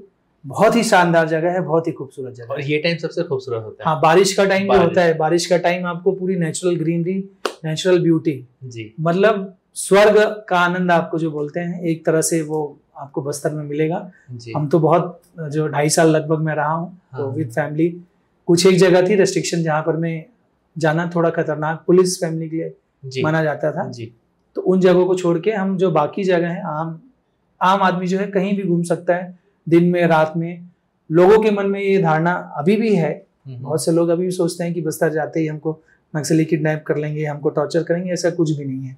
अभी फोर्स इतने ऑपरेशंस कर रही है अभी पिछले विगत 1.5 साल में, और इतनी सफलताएं मिली हैं हमारे जो छत्तीसगढ़ की फोर्स है और सेंट्रल फोर्सेस है जी। इतनी नक्सलों को न्यूट्रलाइज किया है, हैवी वेपन्स जो है वो हमने रिकवर किए हैं, और जो उनके जो वेपन्स बनाने की फैक्ट्री, गुफा, रहने के जो बहुत सी ऐसी जगह है जो अभी हमने जो है डिस्ट्रॉय किए हैं। तो अभी भी और पहले भी बस्तर बहुत सेफ था। आप आराम से बस्तर जाकर के घूम सकते हैं। गुड। ये बस्तर की खूबसूरती हुई है। मैं एक चीज और मैं आपको हाँ बिल्कुल बिल्कुल सर। जैसे बस्तर की बात आई और सीजीपीएससी की तैयारी की बात आई, तो आप सीजीपीएससी अगर आप पढ़ेंगे और बस्तर को नहीं जानेंगे तो सीजीपीएससी आपका किसी भी एंगल से नहीं निकलने वाला, क्योंकि 30% से ज्यादा जो एरिया है और वो हमारा बस्तर में कवर होता है। बस्तर के वन, बस्तर की प्रजातियां, बस्तर के जलप्रपात, टूरिस्ट प्लेस, वहाँ की हिस्ट्री, जनजातियां, वो सब आपको सीजीपीएससी में पढ़ना है। तो एक बार अगर आप बस्तर घूम करके आए और चीजों को अगर आप पढ़ें तो आप कनेक्ट कर सकते हैं जो चीजें हम जहाँ पर में गए हुए हैं। एक पिक्चोरियल मेमोरी अगर हम बोल सकते हैं, जैसे आप कोई किताब पढ़ते हैं, आप किताब पढ़ेंगे, आप किताब को याद ना रख पाएंगे, लेकिन अगर आप कोई एक मूवी देखते हैं 3 घंटे की मूवी, आपसे अगर आपने बचपन में भी कोई मूवी देखी होगी, जब आप होश संभाल लिए, आपको अगर उसकी स्टोरी पूछी जाए या आपको कुछ सीन पूछे जाए तो वो आपको अभी भी याद होंगे। तो ये बिल्कुल आप बस्तर अगर घूमिए या और भी जगह है अगर घूम सकते हैं, समय है तो आप बिल्कुल, जैसे आप लोग मैंने आपका वो चैनल इंस्टा में देखा है जो आप AI के थ्रू जो आर्टिफिशियल के थ्रू जो बनाते हैं, वो डेफिनेटली एक बहुत अच्छा है। और स्टूडेंट को सीखने के लिए पिक्चोरियल फॉर्म मेमोरी में मैंने, जैसे आपका एक छत्तीसगढ़ के बारे में जो नाम कैसे छत्तीसगढ़ पड़ा वो मैंने देखा है, छत्तीसगढ़ महातारी, एक सुंदरलाल शर्मा जी जो कंडेल नहर सत्याग्रह, वो मैंने एक देखा है। तो ये डेफिनेटली हमारे समय में ये सब चीजें नहीं थी। अगर ऐसा कुछ होता है तो मुझे लगता है कि मैं और भी पहले अटेम्प्ट में बन चुका होता। और ये बहुत अच्छा आपका जो सीरीज आप चला रहे हैं, ये मैं आपको थैंक यू बोलूंगा स्टूडेंट्स लोग की ओर से, आपको भी, वो आपने जो बहुत अच्छा ये बना करके आप दे रहे हैं बहुत इजीली कंडेल नहर सत्याग्रह के बारे में। अब अगर मैं वो किसी को दिखा करके पूछूं, मेरे भी मेमोरी रिफ्रेश हो गई, और अगर कोई नया तैयारी कर रहा है और वो अगर उस वीडियो को देखेगा तो डेफिनेटली कंडेल नहर सत्याग्रह से संबंधित कोई भी प्रश्न आएगा वो मिस नहीं करेगा विद द फैक्ट। हाँ, अच्छा, इसी से रिलेटेड मेरा एक क्वेश्चन है कि जब आप तैयारी कर रहे थे, आपने कहा कि मेरे समय पे अगर ऐसा होता तो शायद मैं मिस नहीं करता। ऐसी कौन कौन सी गलतियां हैं जो आपने अपनी तैयारी के दौरान की है? ऑफ कोर्स मैं तो अगर आपकी जर्नी को देखूं सर, तो पहला आपने सीजीपीएससी की तैयारी किया नायब तहसीलदार, दूसरे में क्लास 2 ऑफिसर, तीसरे में क्लास 2 ऑफिसर, चौथे में डीएसपी। मुझे नहीं लगता कि गलती की गुंजाइश है। फिर भी क्या आपको ऐसा कुछ लगता है कि शायद ये नहीं होता, शायद इस गलती को बताने वाला कोई होता और बता दिया होता तो मैं नहीं करता और पहले अटेम्प्ट मेरा डीएसपी होता, ऐसा कुछ? जी बिल्कुल ऐसा होता है कि जैसे जब मैं तैयारी कर रहा था तो कुछ ऐसी चीजें थी, जैसे टेस्ट सीरीज है वो हमको बिल्कुल ज्वाइन करना चाहिए जी, चाहे आप सेल्फ करें या कहीं बाहर करें या ऑनलाइन करें, ऑफलाइन करें, लेकिन तैयारी जरूर करिए। टेस्ट सीरीज दूसरी चीज है, मैं जब तैयारी कर रहा था तो मैं व्यापम की भी परीक्षाएं देता था। मेरा सेट गोल था कि मुझे सीजीपीएससी में जाना है, लेकिन व्यापम जैसे आप जितना आप युद्ध लड़ेंगे उतनी आपको जो है उसका एक्सपीरियंस होगा। तो एक तरह से युद्ध ही है हम जो तैयारी करते हैं।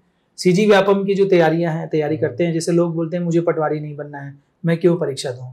हमारे टाइम में तो परीक्षा फीस भी लगती थी, अभी तो व्यापम और सीजीपीएससी ने उसको फ्री भी कर दिया, बस बैंक चार्ज। आपको जाना है परीक्षा, 3 घंटे परीक्षा देना है। हाँ जी। लोग ये सोचते हैं मैं जाऊंगा मेरा 3 घंटे वेस्ट होगा, वो वेस्ट नहीं होगा। वो आपके लिए एक बहुत सुनहरा अवसर है कि आप 3 घंटे जाएं, तैयारी करें, आप एग्जाम दें और आप अपने आप को जो है सेल्फ एवेल्युएट करें कि मैं अभी कहाँ पर हूँ, मेरी क्या गलतियां होती हैं।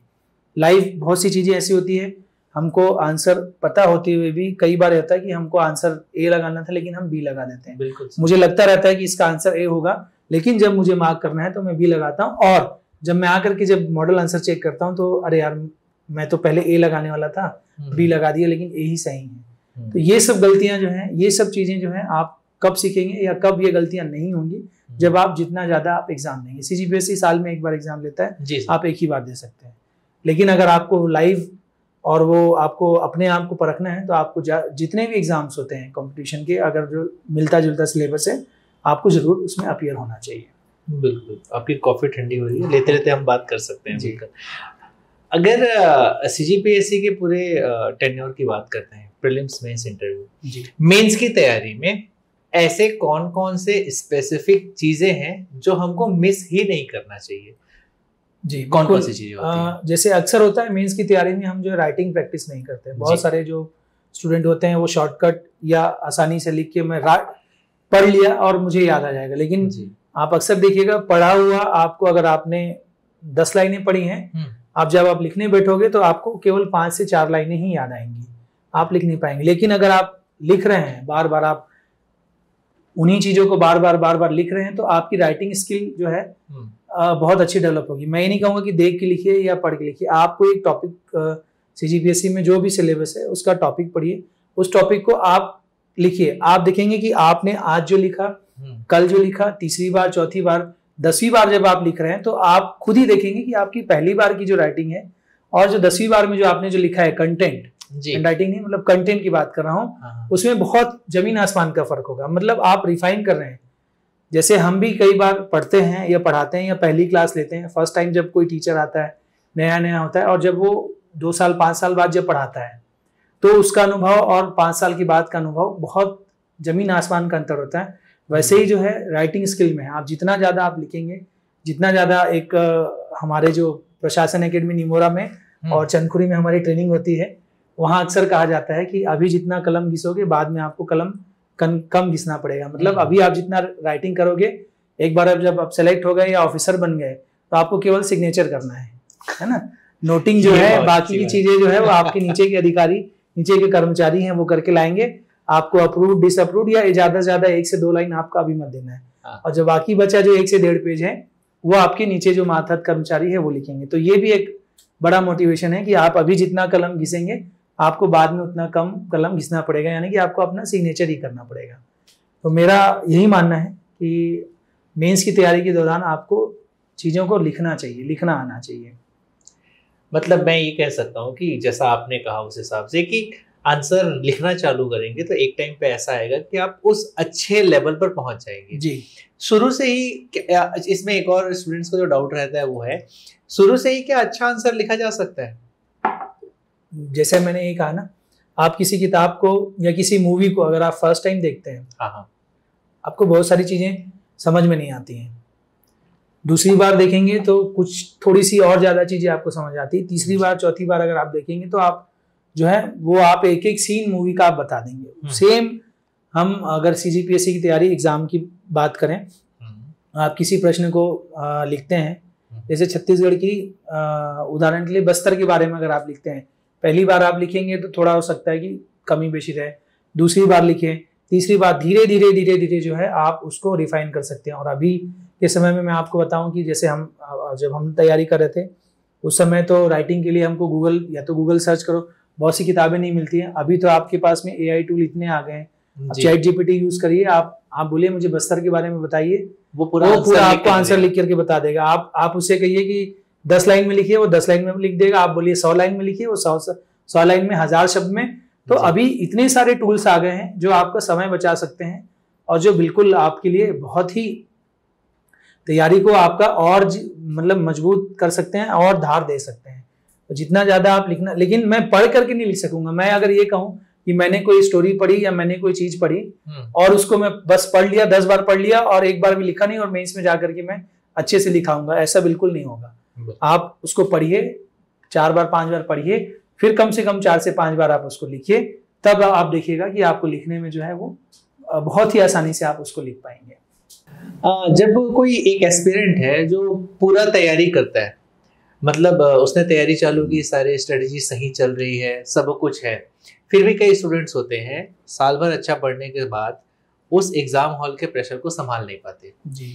उन स्टूडेंट्स को क्या करना चाहिए? जी बिल्कुल, ये एक बहुत अच्छा रहा है और अभी मैं पहले से भी कहता रहा हूँ, जब भी मैं क्लासेस लेता रहा हूँ या जब भी गेस्ट लेक्चर के लिए जाता हूँ, अक्सर ये होता है कि स्टूडेंट एग्जाम के दिन में बहुत हड़बड़ी में रहता है। अरे यार, वो मतलब कोशिश करता है कि एकदम मुझे लास्ट मोमेंट तक मैं पढूं, लेकिन मैं ये कहूँगा और मैंने कभी नहीं पढ़ा, मतलब चाहे अपने इंजीनियरिंग के दौरान हो, चाहे कमर्शियल पहले ट्रेनिंग की हो, चाहे पीएससी के दौरान, यदि आपका आज एग्जाम है तो आज सुबह मैं कुछ नहीं पढ़ूंगा, क्योंकि मुझे जो पढ़ना था साल भर में पढ़ चुका हूँ। मैं 1-2 घंटे 4 घंटे में मैं नहीं पढ़ करके मैं अपना ही प्रेशर बढ़ाऊंगा। और जब भी प्रेशर, साइंस का एक फॉर्मूला है, when pressure increases performance decreases, है ना। हमारे माइंड में हमारा प्रेशर आता है, बहुत सारी चीजें होती है कि जैसे मैं एग्जांपल बताऊंगा, आप गाड़ी चला रहे हैं, आपको बहुत अच्छी गाड़ी चलानी आती है, आप 10 साल 15 साल से गाड़ी चला रहे हैं, लेकिन अचानक कुछ ऐसा हुआ कि किसी ने टोक दिया या कोई बच्चा आ गया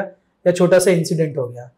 अब उसके बाद आपको जाने में आपको डर लगता है, आपके हाथ कांपते हैं, आपको थोड़ा सा और ज्यादा फीवर लगता है, मतलब आप शिवरी लगता है कि थोड़ी देर गाड़ी आ रहा है, मैं घर तक पहुंच पाऊंगा कि नहीं।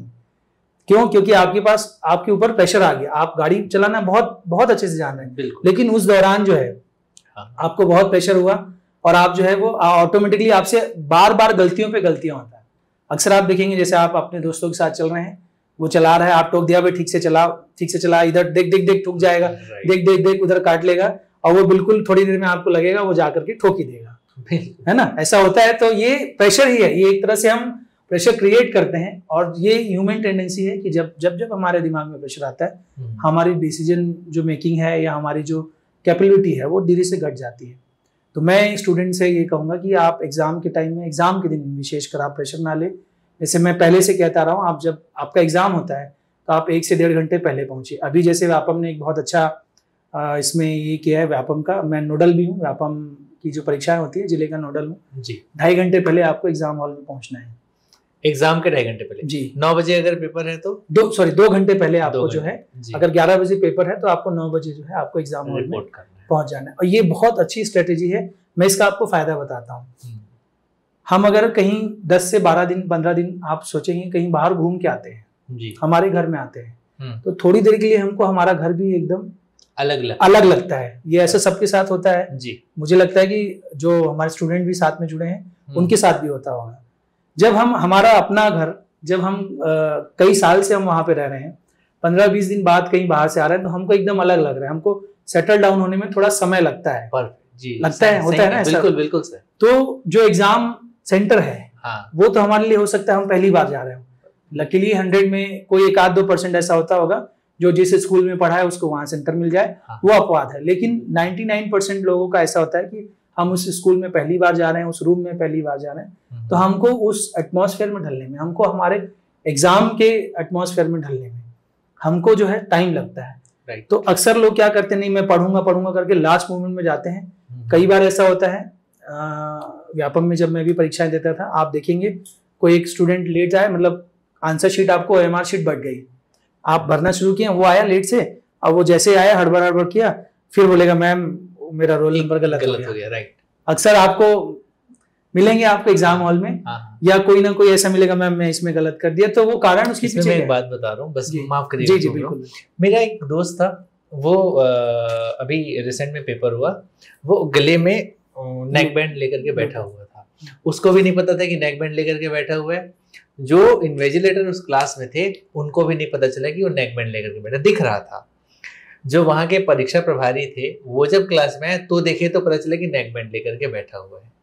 तो ये एकदम बेसिक गलती जी बिल्कुल, ये लेट होने के कारण या हड़बड़ी के कारण। जी बिल्कुल। मतलब हम क्या सोचते हैं कि आज अगर 11 बजे एग्जाम है तो हम रात भर पढ़ेंगे, उसके बाद सुबह सोचेंगे कि 7-8 बजे से फिर से पढ़ना शुरू कर दें, 11 बजे एग्जाम है, हम आराम से 11:15 बजे पहुंचेंगे, ये सोचते हैं। लेकिन ये बिल्कुल स्ट्रेटजी गलत है।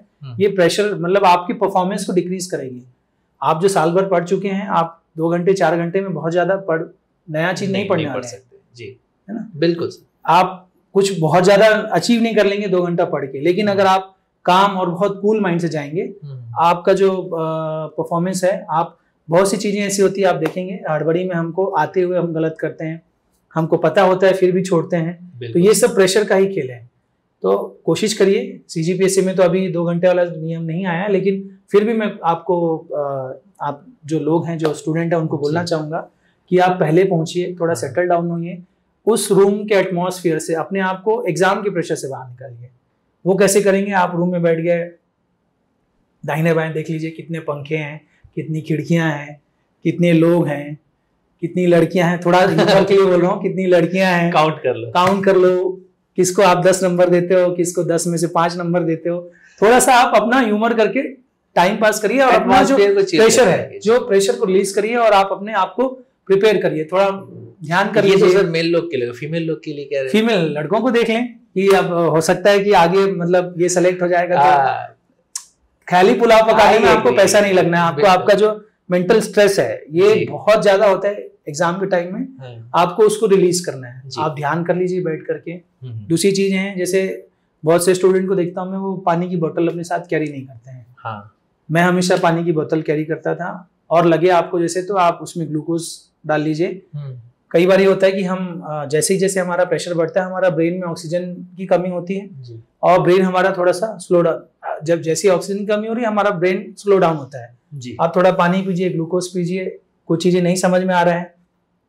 कई बार आप देखेंगे, आप घर में देखते हैं, चाबी आपने रख दी है बेड में, आप उस बेड पे 10 बार खोज करके जा चुके हैं, ठीक है, लेकिन आपको नहीं मिली। फिर आप छोड़ो यार, छोड़ दिया, बोल दिया और दूसरा काम में लग गए। फिर आप जाकर के देखते हैं कि बेड में आपकी चाबी तो वहीं पड़ी थी। आप कई बार वहां पर ढूंढ के गए, लेकिन उस समय आपको प्रेशर था कि मुझे चाबी ढूंढनी, चाबी नहीं मिल रही। वैसे एग्जाम में होता है कि बहुत सारे आंसर्स हमको मालूम होते हैं, लेकिन हम उस समय प्रेशर में रहते हैं। तो वहां पर में एक मैं बोलूं कि ईगो, मतलब जैसे हम मंदिर में जाते हैं तो हम चप्पल बाहर करके जाते हैं ना, तो आप एग्जाम हॉल में अपना ईगो बाहर रख के जाइए कि अरे मैं तो पढ़ा हूं, मेरे से कैसे नहीं बनेगा। अगर कोई क्वेश्चन आपको डिस्टर्ब कर रहा है, आपको प्रॉब्लम कर रहा है, लग रहा है कि ये नहीं बनेगा, वहां पर में आपका मेंटल बैलेंस जो है, वहां पर में जो स्टेबिलिटी है वो खराब होती है। आप चुपचाप उसको प्रणाम करिए और आप जो भैया तेरे को मैं बाद में देखूंगा। मतलब इस अवसर पे मैं एक गालिब का एक मेरा पसंदीदा शेर है कि बिल्कुल सर, अभी तो उलझा हूं अपनी जिंदगी की, मतलब एक माशुका होती है, वो बोलती है कि आप आते नहीं हैं, मेरे बालों पे हाथ नहीं फेरते, मुझे प्यार नहीं करते। तो गालिब कहता है कि अभी तो मैं उलझा हूं अपनी जिंदगी की उलझन सुलझाने में, वक्त मिले तो 2 हाथ तेरी जुल्फों पे भी फेरूंगा। तो अभी तो भाई मैं बिजी हूँ, मेरे को दूसरे क्वेश्चंस बनाने हैं, तो अभी रुक जा, बाद में आके तेरे को देखूंगा। तो अगर आपको कोई क्वेश्चन ऐसे होता है, आप फंसते हैं, तो बिल्कुल आप उसको छोड़ दीजिए, बाद में अगले राउंड में आप उसको बनाइए और देखेंगे आप कि हो सकता है अगले राउंड में बनाएंगे तो वो क्वेश्चन आपसे बन जाए। मतलब कि जो लास्ट टाइम पे आपका प्रेशर होता है, पढ़ने के बाद आप जो गलती करते हैं उसको सुधारने के लिए 3-4 चीजें हैं। नंबर 1, एग्जाम हॉल में पहले पहुंचो, लास्ट टाइम पे पढ़ाई को अवॉइड करिए। सेकंड थिंग है, वहां जा करके एक ऐसा एटमॉस्फेयर को अडेप्ट कर लीजिए। थर्ड, पानी का बोतल रखना है ग्लूकोज डाल करके। एंड फोर्थ वन ये है कि जो क्वेश्चन नहीं बनता है उसको प्यार से स्किप करना है, तभी आप अच्छा परफॉर्म कर पाएंगे। मतलब ये भी होता है ना सर कि आप साल भर पढ़ाई किए हो, लास्ट टाइम पे उसी जगह तो दिखाना है बस 2 घंटे में, बस वही आपका परफॉर्मेंस वही डिसाइड करेगा कि आप पढ़े, आपका प्लेग्राउंड वही है, आप स्कोर वहीं पर करेंगे। और उस समय को आप ये छोटी गलतियां करके अगर चेंज कर देते हैं तो दिक्कत होती है। आपने बोला ना मंदिर में चप्पल को बाहर उतार के जाते, उससे मुझे एक चीज समझ आई या दिमाग में क्लिक किया जो मैं आपसे पूछना चाहूंगा। ये जो व्यापम का नया ड्रेस कोड आया है, जी, उसको लेकर के जो बातें होती हैं, क्या है मतलब उसमें चेंजेस क्या है या एग्जैक्ट उसमें क्या है? जी, अभी जो लेटेस्ट जो व्यापम की जो गाइडलाइंस आई हैं उसमें ये है कि आपको ईयर्स में कोई भी आपको ऑर्नामेंट नहीं पहनना है, चाहे लड़का हो चाहे लड़की हो। बहुत सारे आप देखेंगे लड़के भी कान में ईयर पियर्सिंग करा के रखते हैं। तो आपको ईयर में कोई भी ऑर्नामेंट नहीं पहनना है, लड़कियां हो चाहे लड़के हो। हाफ स्लीव्स के कपड़े पहनने हैं जी, और लाइट कलर के। अभी सबसे पहले जब हुआ था तो डार्क कलर अवॉइड था, बट अभी नए निर्देश आए कि ब्लैक कलर का जो कपड़ा है वो अलाउड नहीं है। ब्लैक कलर छोड़ करके आप कोई भी लाइट, कोशिश करिए लाइट ही पहनिए, white blue, navy blue, cream, grey, कोई भी एक आप। और जितना लाइट आप कलर पहनेंगे आपका माइंड भी एकदम वो रहेगा, शांत रहेगा। बिल्कुल कोशिश करिए। हाफ स्लीव्स पहनना है, 3/4 भी नहीं या फुल भी नहीं। कई लोग बोलते हैं मेरा फुल है तो मैं फोल्ड कर लूंगा, वो भी नहीं चलता है। हाफ यानी कि हाफ। आपको समय से 2 घंटे पहले आपको एग्जाम सेंटर में पहुंचना है। और उसके अलावा का कुछ है जी, फुटवेयर, हाँ फुटवेयर का भी है, आपको चप्पल पहनना है फुटवेयर में। वो तो खैर बहुत से में, जब लास्ट एग्जाम आबकारी आरक्षक का हुआ था, बहुत से लोग जो है चप्पल नहीं जूता पहन के आए थे, तो वो जूता उतार करके चले गए, लेकिन कपड़े उतार करके आप एग्जाम नहीं दे सकते हैं। इसलिए समय रहते इसलिए बोला जाता है कि मान लीजिए आप 2 घंटे पहले आ रहे हैं, आप सपोज ब्लैक कलर का पहने हुए हैं, आपका अलाउड नहीं है जी, आपको मना कर दिया जाएगा। आपके पास पर्याप्त समय रहेगा कि आप 2 घंटे में वापस जाएं, चेंज करके आएं। इसलिए समय रहते आप जाइए। आप एग्जाम सेंटर में, मैं कहा ना कि 2 घंटे में पढ़ करके आप बहुत ज्यादा नहीं पढ़ लोगे 1.5 घंटे में, लेकिन आप काम कूल अगर आप होकर के बैठेंगे, हो सकता है आप परफॉर्मेंस आप अपना और ज्यादा अच्छा परफॉर्मेंस आप दे सकते हैं। नेक्स्ट जो मेन स्टूडेंट्स को डाउट आता है तैयारी के समय पे, वो ये आता है, जैसे आपने पहले टेस्ट सीरीज का बताया था, टेस्ट सीरीज किस समय पे देना चाहिए, ये स्टूडेंट्स का सबसे बड़ा डाउट रहता है, क्योंकि उनके दिमाग में ये चलता रहता है मेरा सिलेबस कंप्लीट हो जाएगा फिर मैं टेस्ट सीरीज दूंगा जी। तो क्या वो टाइम कभी आता है अगर कोई सिलेबस कंप्लीट करने जा रहा है तो? ऐसा तो मुझे नहीं लगता, कि क्योंकि सीजीपीएससी व्यापम का जो सिलेबस है वो इतना अथाह है कि कुछ ना कुछ चीजें आपकी छूट जाती है। जब आपको लगे टेस्ट सीरीज दीजिए। हाँ, आपको ये पता होना चाहिए कि मैं टेस्ट सीरीज दे रहा हूँ तो मेरा 20%, 30%, 50% सिलेबस मैंने कर लिया है जी, तो आप उस हिसाब से दीजिए। और टेस्ट सीरीज आप जब भी आपको लगे, जिस समय फ्री हो, हम अक्सर होता है कि संडे घूमने का प्लान बना लेते हैं या छुट्टियों के दिन कहीं, तो आप उस समय टेस्ट सीरीज दे दीजिए, टेस्ट दीजिए। और आप अपने आप को इवैल्यूएट करें कि मैंने जितना सिलेबस पढ़ा है, सपोज मैं 60% सिलेबस कर लिया हूँ, तो मेरे उस एग्जाम में 60% मार्क्स जी। कोशिश करिए कि 60% मार्क्स अगर आपके आ रहे हैं, मतलब आपकी तैयारी अच्छी चल रही है। 100% आपने 60% पढ़ा और 60% आपने, बिल्कुल। और ऐसा कभी नहीं होता है कि सिलेबस पूरा हो जाए। दूसरी चीजें मैं एक बताना चाहूंगा, स्टूडेंट अक्सर गलती करते हैं कि एक ही सब्जेक्ट के 10-12 राइटर या 10-12 पब्लिकेशंस की बुक ले लेते हैं, लेकिन 10 बुक को एक बार भी नहीं पढ़ते। मेरे समय में भी हुआ, मैंने भी शुरुआत में गलती की। लेकिन मैं ये कहना चाहूंगा कि आप कोई एक स्टैंडर्ड जो चलन में है, कोई 1-2 किताब लीजिए और उन 2 किताब को 10 बार पढ़िए। और ऐसी कोई किताब नहीं है जो पूरा 100% सिलेबस कवर करे, और ऐसी कोई किताब नहीं है जो सिलेबस बिल्कुल कवर ना करे। तो बहुत सी, आप अगर कुछ अच्छी किताबें लेते हैं और उसको 10 बार पढ़ते हैं तो एटलीस्ट आप 70-80% मार्क्स ला सकते हैं। बार बार आप पढ़ेंगे। आप एक बार पढ़ के हो सकता है एक फैक्ट पढ़े इसमें, दूसरे फैक्ट के लिए दूसरे में गए और दोनों फैक्ट आपको याद ना रहे। लेकिन आप अगर 10 बार इसको पढ़ें और एक आपने इसको पढ़ा, हो सकता है उसको ना पढ़ा हो, लेकिन आपको 10 बार पढ़ा और आपने एक क्वेश्चन सही किया, मतलब आपने 50% मार्क्स पा लिए। तो मैं यही कहूंगा कि आप जो 2-3 जो स्टैंडर्ड किताबें हैं उन्हें ही बार बार रिपीट करिए। जब ये सारी चीजें हो जाए तब आप नए चीज के लिए कुछ देख सकते हैं, लेकिन पहले आप कम से कम जो स्टैंडर्ड किताबें उसे कम से कम 5 से 7 बार 10 बार आप पढ़िए। आपने जो पहला अटेम्प्ट दिया था 2015 में, उस समय पे तो आप जॉब को छोड़ करके तैयारी किए थे, बट उसके बाद आप नायब तहसीलदार का रोल निभाते हुए आपने दूसरा अटेम्प्ट दिया, तीसरा अटेम्प्ट दिया, चौथा अटेम्प्ट दिया। जॉब के साथ तैयारी करने का क्या तरीका होता है, क्या सटीक तरीका होना चाहिए, और अगर कोई भी आदमी जॉब के साथ तैयारी कर रहा है तो उसको टाइम मैनेजमेंट में क्या क्या इश्यूज आते हैं, इसको हम कैसे ठीक कर सकते हैं? जी बिल्कुल। जब अगर आप फर्स्ट टाइम तैयारी कर रहे हैं, आपके पास तो 24 घंटे होते हैं जी। सेकेंड टाइम तैयारी कर रहे हैं तो हो सकता है कि अगर आप सेलेक्ट होकर के कर रहे हैं तो आपको ऑफिस भी है, आपको घर भी है, बहुत सारी चीज़ें हैं। तो मैं ये कहना चाहूँगा कि जब आप जॉब के साथ तैयारी कर रहे हैं तो हम बहुत सी अननेसेसरी चीज़ें जो होती हैं वो हम उसको कम करके आप अपनी तैयारी दे सकते हैं। जैसे कि कई बार ये होता है कि हम लेट नाइट तक जगते हैं, मूवी देखते हैं, टीवी देखते हैं, या कोई एक सीरीज लगा लिया, वेब सीरीज, तो वो तो एक नशा ही है, मैं बोलूंगा एक तरह का, कि अगर आप एक एपिसोड देख लिया आपने, अब जब तक आप उसको पूरा नहीं करेंगे रात को 2:30 बजेगा, 3 बजेगा, 4 बजेगा जी। तो ये सब चीजें से आप अपने जॉब से टाइम कम नहीं कर सकते। आपको अगर ऑफिस जाना है, ऑफिस का काम है, वो आपको करना ही करना है ना। आप उससे अगर टाइम कर रहे हैं तो ये आप अपने प्रोफेशन के प्रति जो है आप ईमानदार नहीं है। आपको वो समय फिक्स है, आपका कुछ टाइम है जो आपको बेसिक नीड्स, मतलब आपको फ्रेश होना है, खाना खाना है और कहीं कुछ करना है, तो वो आपकी जो वो है 24 घंटे सबके पास है। आपको ज्यादा समय मिलेगा नहीं, आपको ज्यादा समय बचाना पड़ेगा जी। उसका तरीका ये है कि आप रात में जल्दी सो जाएं और सुबह जल्दी उठ करके पढ़ें। अक्सर ये होता है कि जॉब वाले लोग ये सोचते हैं कि मैं ऑफिस से आने के बाद पढ़ूंगा, लेकिन अभी के समय में ऐसी है कि गवर्नमेंट की कार्यशैली जो एक कॉर्पोरेट पे बदल रही है कि शाम को कई बार बहुत से ऐसे डिपार्टमेंट्स हैं जो आपको शाम को भी, रात में भी काम करना पड़ता है। हमारा तो 24 घंटे कभी भी, मैं नहीं बोलूँगा 24 घंटे काम करते हैं, लेकिन 24 घंटे हमको अलर्ट रहना पड़ेगा। हो सकता है कि कभी कोई इंसिडेंट हुआ, हमको जाना पड़ रहा है। बिल्कुल सर। तो उसका सबसे अच्छा तरीका, मैं जब जॉब में था तो मैं रात में जल्दी सोता था और सुबह 5 बजे से उठ करके 7, 8, 9 बजे तक जो है इतना समय मिल जाए। उसके पीछे कारण है कि सुबह आपका जो माइंड है वो फ्रेश रहेगा। दूसरी, कोई भी गवर्नमेंट की जो, मतलब आप जब जॉब में हैं, एक बार आप ऑफिस पहुंच गए उसके बाद में आपके पास समय, आप ऑफिस के काम में उलझ जाएंगे। और शाम को भी आएंगे तो कोई फिक्स नहीं है कि आप फ्रेश माइंड से आएंगे। हो सकता है आपको कोई और काम आ जाए, कुछ दूसरी जगह जाना पड़ जाए, या अक्सर जो फैमिली फंक्शंस होते हैं या प्रशासनिक जो फंक्शंस होते हैं वो शाम में होते हैं। सुबह जो है सब फ्री रहते हैं। तो मैं जब तैयारी कर रहा था, सुबह जल्दी उठता था, जल्दी उठ करके अपनी जो तैयारी है वो कर लिए, और कभी अगर शाम को बाद में समय मिल गया तो शाम को पढ़ लिए। लेकिन कोशिश करिए सुबह का समय जो है वो जॉब वालों के लिए बहुत बेहतर होता है। उस टाइम पे आपके माइंड में कोई प्रेशर नहीं होता, ना ही आपके पास कोई फोन आएगा, ना ही कोई आपको रिपोर्ट मांगी जाएगी। अक्सर जो ये सारी चीजें होती है वो आपको सेकेंड हाफ या शाम के टाइम में ज्यादा होती है। बिल्कुल।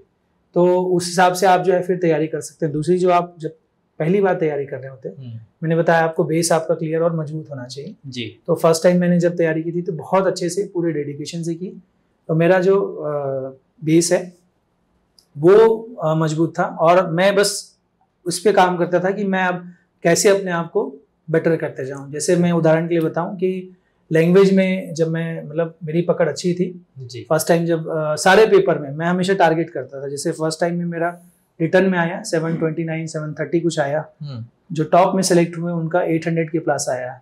तो मुझे लगता था कि अब मुझे और इतनी मेहनत करनी है कि 800 हो सकता है अगली बार में वो 810, 820 जाए। तो वैसी तैयारी करूं कि मैं थोड़ा सा मार्क्स अपने 50 या 60 मार्क्स मेंस में, होटल में बढ़ा सकूं। और ऐसा होता भी था, मैंने बढ़ाया भी। किन सब्जेक्ट में मेरा मार्क्स कम हो रहा है, मेरे साथ एक बहुत बड़ा ड्रॉबैक बोलूं या वो कि मेरी हैंड राइटिंग बहुत अच्छी नहीं है जी। तो ऐसे में मैं चाहे जो भी लिख लूं, हमारे टाइम में वो आंसर शीट जो है वो आरटीआई से मिलती थी, अभी भी शायद मिल रही है, आरटीआई से भी मिलती है। तो मैंने देखा कि जो कंटेंट मैंने लिखा है, मेरी हैंड राइटिंग के कारण थोड़ा सा मुझे कम मार्क्स मिलते थे, ये मेरा कहना है। लेकिन इसलिए मुझे पता है कि ये मेरी कमजोरी, अब उसको मैं सुधार नहीं सकता, मैं रातों रात अपनी हैंड राइटिंग नहीं बदल सकता जी। मुझे ये समझ में आ गया मेरी फर्स्ट जो अटेम्प्ट दिया, तो अब मुझे क्या करना था कि मुझे उस स्किल पे वो, अब मैं उस पर कुछ काम नहीं कर सकता, मुझे क्या है अपने बाकी स्किल्स बढ़ाने, बाकी तो मैं मेहनत करके और क्वेश्चंस जो और मार्क्स है वो हर बार मैं इम्प्रूव करता गया। जैसे लैंग्वेज में फर्स्ट टाइम में 127 आया, सेकेंड टाइम में 142 आया, थर्ड टाइम में 150 के 150 हाँ। उसके बाद जो फोर्थ अटेम्प्ट है उसमें 162 मार्क्स मेरे लैंग्वेज में आए। तो मैं 162 जब संस्कृत होता था तब की जब संस्कृत होता था, मैथ्स, हिंदी, इंग्लिश और संस्कृत 50-50 नंबर के थे जी। और वो बहुत इजी था, मतलब मैंने बोला ना कि कैसे आप किन सब्जेक्ट्स में, कुछ टॉपिक्स ऐसे होते हैं सबके लिए कॉमन नहीं है, जैसे कुछ टॉपिक्स ऐसे हैं या कोई सब्जेक्ट ऐसा है इसमें मैं थोड़ी मेहनत करके मैं ज्यादा मार्क्स ला सकता हूँ। ये मुझे पता था कि मुझे लैंग्वेज पढ़ने में, हिंदी, संस्कृत, हम स्कूलिंग हमारी संस्कृत में पढ़े हैं, तो मैं उस पर और मेहनत करता रहा कि अब इसको और कैसे रिफाइन करूँ। पिछले क्वेश्चंस देखता था, मेंस के क्या आ रहे हैं, उसको कैसे और अच्छा लिख सकता हूँ, कैसे बेहतर लिख सकता हूँ। छोटे छोटे जैसे आप अक्सर देखेंगे संधि, समास, इस टाइप के क्वेश्चंस आते हैं, हिंदी में होता है वर्तनी, मात्रा शुद्ध करो, एक वाक्य के शब्द। तो ऐसे में हर बार कुछ ना कुछ उसको इम्प्रूव करता गया। और उसी प्रकार से मैथ्स में भी, तो हर बार मैं टारगेट सेट करता था कि मुझे अब इसमें इस बार 50 मार्क्स या 60 मार्क्स ज़्यादा लाने हैं, और वो मैं अचीव करता रहा। Great sir. मैं जैसे आपने कहा ना कि आपका बेस रेडी हो गया था, फिर उसके बाद आप तैयारी किए, अपने में इम्प्रूवमेंट किए। कई लोग ऐसे होते हैं ना जो इस जॉब के साथ नहीं पर कॉर्पोरेट जॉब कर रहे हैं, कोई दूसरा जॉब कर रहे हैं जो इससे रिलेटेड नहीं है, आईटी के बाद जॉब कर रहे हैं, बैंक में जॉब कर रहे हैं, अब सीजीपीएससी में स्विच करना चाहते हैं। टाइम उनके पास भी इतना ही कम होगा, टाइम मैनेजमेंट को तो हमने सीख लिया, पर क्या ये उनके लिए बेहतर होगा कि आपका टाइम मैनेजमेंट कर दिया जाए और कोई एक ऐसा गाइड हो जो ये बता दे कि भाई आज के दिन तुमको बस इतना पढ़ना है, वो रेडी कर ले, कल के दिन फिर बताए आज के दिन तुमको बस इतना पढ़ना है, और ऐसे वो बंच में बना करके उसके पूरे 6 महीने को प्लान कर दे जिसके लिए वो तैयार हो जाएगा? जी बिल्कुल, अच्छा हो सकता है बिल्कुल, ये बहुत बेहतर हो सकता है कि वो खुद से करे। कई बार ये होता है, आप देखेंगे कि स्पोर्ट्स में हो या किसी और में, कोच शब्द एक होता है, तो हमेशा आप देखेंगे जो बड़े बड़े खिलाड़ी हैं जो बहुत सक्सेसफुल हैं, अक्सर खिलाड़ी बोलते हैं कि इसका पूरा श्रेय जो है मैं अपने, जैसे आपने दंगल मूवी देखी थी, उसमें उसके फादर ही उसके कोच होते हैं, और भी जो मूवीज आई हैं हॉकी की, तो सब में कोच का जो रोल है बहुत बहुत इंपॉर्टेंट होता है। हम अपने आप में, आप एक बार बताइए, तो मैं सबसे पूछना चाहूंगा, आप अपना चेहरा कितनी बार देखते हैं आईने में? अपने आप को आप दिन में 2 से 4 बार ही देखते हैं जी। लेकिन अगर कोई मेंटर है, कोई कोच है, वो आपको 24 घंटे अगर आपके साथ है, वो आपको 24 घंटे देख रहा है, वो जितनी देर आपके साथ में है उतनी देर आपको वो देख रहा है, आपकी गलतियां, आपकी छोटी सी छोटी मिस्टेक, आप क्या कर सकते हैं, कैसे आप इम्प्रूव कर सकते हैं। हमको हमारी जो गलती है वो खुद नहीं दिखती, हम लेकिन दूसरे की गलती अभी भी देखें। जैसे आपको कोई किसी और के साथ मिलेंगे, हम बहुत जल्दी दूसरों की गलती पकड़ लेते हैं, अपनी गलती हमको बहुत जल्दी समझ में नहीं आती। तो कोच का होना या मेंटर का होना वो बहुत इंपॉर्टेंट है। अगर कोई मेंटर है, कोई कोच है आपके साथ में, वो आपको आपकी गलतियां बताएगा कि देखो आप यहाँ पर मैं लैग कर रहे हो, यहाँ पर मैं आप गलत कर रहे हो, यहाँ पर मैं आप अच्छा कर रहे हो। वो मोटिवेट भी करता है कि आपने इसमें अचीव कर लिया, अपने टारगेट अचीव कर लिया, आपने अच्छा कर लिया। तो कहीं ना कहीं वो जो है, खासकर जो जॉब में है, जैसे आप बोले बैंकिंग या कोई आईटी सेक्टर में है, तो उनके पास कोई गाइड तो है नहीं। तो आप अपने कोच से, अपने मेंटर से, किसी से भी आपको जो पसंद आए, जो अच्छा लगे, आप उससे जुड़ करके आप अपना जो समय है वो आप कम समय में आप बेहतर आउटपुट दे सकते हैं। बिल्कुल। इसमें एक और चीज़ है जो मैं आपसे पर्सनली पूछना चाहता हूँ, डीएसपी क्यों, मतलब डीसी से क्या? नहीं, दिक्कत वैसा कुछ नहीं था, मतलब मुझे ये है कि मैं जब स्कूल टाइम में था तब से मैं स्काउट, एनसीसी और एयर विंग का स्टूडेंट रहा। कॉलेज में भी मैंने जो है छत्तीसगढ़ का मैं पहला कैडेट था जिसने ग्लाइडर फर्स्ट टाइम सोलो, मतलब अकेले ग्लाइडर बनाने का जिसको अनुभव मिला था। ग्रेट। इसके अलावा एयरफोर्स के साथ हमारे अटैचमेंट कैंप्स हुए। और हम जब स्कूल कॉलेज में थे तो जो गणेश उत्सव है या जो झांकी निकलती, जो नवरात्रि, उस समय में हमारी ड्यूटी लगती थी पुलिस के साथ में। उस समय से देख करके लगता था कि यूनिफॉर्म जो सर्विस है वो बहुत, चाहे आर्मी हो नेवी, मुझे एयरफोर्स का भी शौक था और मैंने अल्टीमेटली जो फ्लाइंग जॉब की वो भी यूनिफॉर्म सर्विस थी जी। तो मुझे यूनिफॉर्म से शुरू से बहुत लगाव रहा है, तो मैं चाह रहा था कि मैं यूनिफॉर्म सर्विस ज्वाइन करूं, इसलिए मैंने जो है डीसी के ऊपर डीएसपी को प्रेफर किया। राइट। तो डीएसपी प्रेफर करने के बाद में क्या क्या चीज़ें हैं जिसमें आपको, अगर हम जॉब स्पेसिफिक जाएं, तो क्या क्या चीज़ें आपको संभालनी पड़ती है, अभी आपको कौन कौन सा रोल अदा करना पड़ता है? देखिए, जो पुलिस विभाग का जो रोल अगर मैं बोलूँ, वो एकदम कोई, मैं किसी लिमिट में नहीं बांध सकता जी। ठीक है, जैसे कोविड हुआ, उसमें पुलिस ने बहुत बढ़ चढ़ के काम किया। कोई अगर आपदा आती है तो सबसे पहले, मतलब अगर कोई आदमी तकलीफ में होता है, किसी के साथ मिसहैप होता है, तो सबसे पहले पुलिस को याद करता है, डायल 112 कॉल करेगा या पुलिस स्टेशन जाएगा। हाँ जी। तो पुलिस का रोल, मैं ये नहीं बोल सकता कि पुलिस ये कामों के लिए है। किसी के साथ कोई भी तकलीफ होती है, किसी के साथ साइबर फ्रॉड हुआ, किसी के साथ ठगी हो गई, किसी को चोट लग गई, किसी के घर आग लग गई, किसी के साथ एक्सीडेंट हो गया, कहीं पे बाढ़ आ गई, कहीं पे बिजली गिर गई, तो सब जगह पे पुलिस जो है वो इन्वॉल्व है जी। तो पुलिस का एक वास्ट रोल है। और अगर आप सीजीपीएससी की तैयारी कर रहे हैं, मैं केवल एक चीज की कहना चाहूंगा कि अगर आप तैयारी कर रहे हैं और अगर आपकी इच्छा है डीएसपी बनने की, तो आप पहले अपना मेडिकल टेस्ट जो डीएसपी में होता है वो करवा लें जी। हमारे एक बैचमेट है, उसके साथ ही इंसिडेंट हुआ, जो हमारे साथ सेलेक्ट हुआ, पर वो बाद में जब मेडिकल टेस्ट जब हुआ तो उसको कलर ब्लाइंडनेस आ गया, तो उस वजह से वो डीएसपी ज्वाइन नहीं कर पाया। और उसने, चूंकि डीएसपी ऑलरेडी भर चुका था, सेलेक्ट हो चुका था, उसको दूसरी पोस्ट नहीं मिली। बाद में उसने तैयारी करके अकाउंट उस साल का आपका पूरा का सीट, पूरा अटेम्प्ट हाँ चले गए वो, मतलब आप इंटरव्यू जाने के बाद, सेलेक्ट होने के बाद भी आप नहीं ज्वाइन कर सकते क्योंकि आप मेडिकल में फेल हो गए, फिर से प्रीलिम्स में इंटरव्यू। हाँ, तो इसलिए अगर आप डीएसपी या कोई भी यूनिफॉर्म सर्विस ज्वाइन करने की अगर आप सोच रहे हैं सीजीपीएससी के थ्रू, तो आपको मेरी सलाह रहेगी कि पहले आप एक मेडिकल टेस्ट करा लें जी। जो प्रिस्क्राइब कुछ टेस्ट होते हैं वो आपको कोई भी डॉक्टर या हॉस्पिटल में इजीली हो जाएगा। आप अगर उसमें फिट हैं तभी फिर आप जो है आगे डीएसपी बनने की या सोचें, अदरवाइज जो आप बाकी पोस्ट है वो आप उसको देख सकते हैं। करेक्ट। अभी आप कौन कौन से वहाँ पे रोल अदा कर रहे हैं, किस किस डिपार्टमेंट को आप देख रहे हैं? अभी मैं कवर्धा में हूँ और फिलहाल एसडीओपी कवर्धा हूँ जी, और डीएसपी नक्सल ऑपरेशंस के पद पे भी हूँ जी। इसके अलावा मुझे साइबर सेल और ट्रैफिक का भी जो पर्यवेक्षण सुपरविजन है जी वो मिला हुआ है। तो ये साइबर सेल सुपरविजन के अंतर्गत में जी क्या क्या चीजें हैं जो पुलिस डिपार्टमेंट अभी कर रही है और लोगों को समझना चाहिए, क्योंकि साइबर फ्रॉड का पिछले कुछ सालों में अगर देखेंगे तो बहुत ज्यादा रहा है जी। इसमें पुलिस कैसे काम कर रही है जी? अभी देखा जाए तो पिछले कुछ दिनों में देखेंगे आप साइबर फ्रॉड के बहुत से मामले बढ़ रहे हैं जी। इसके पीछे रीजन ये है कि हम जितना ज्यादा हम टेक्नोलॉजी ड्रिवन होते जा रहे हैं, हम फोन पे बैंकिंग कर रहे हैं, इंटरनेट बैंकिंग कर रहे हैं, तो कहीं ना कहीं हम उसके लिए एकदम वल्नरेबल है साइबर फ्रॉड्स के लिए जी। लेकिन कुछ एक चीज़ें हैं जो कुछ टेक्निक्स है, कुछ तरीके हैं जिनसे आप बच करके साइबर फ्रॉड से बच सकते हैं।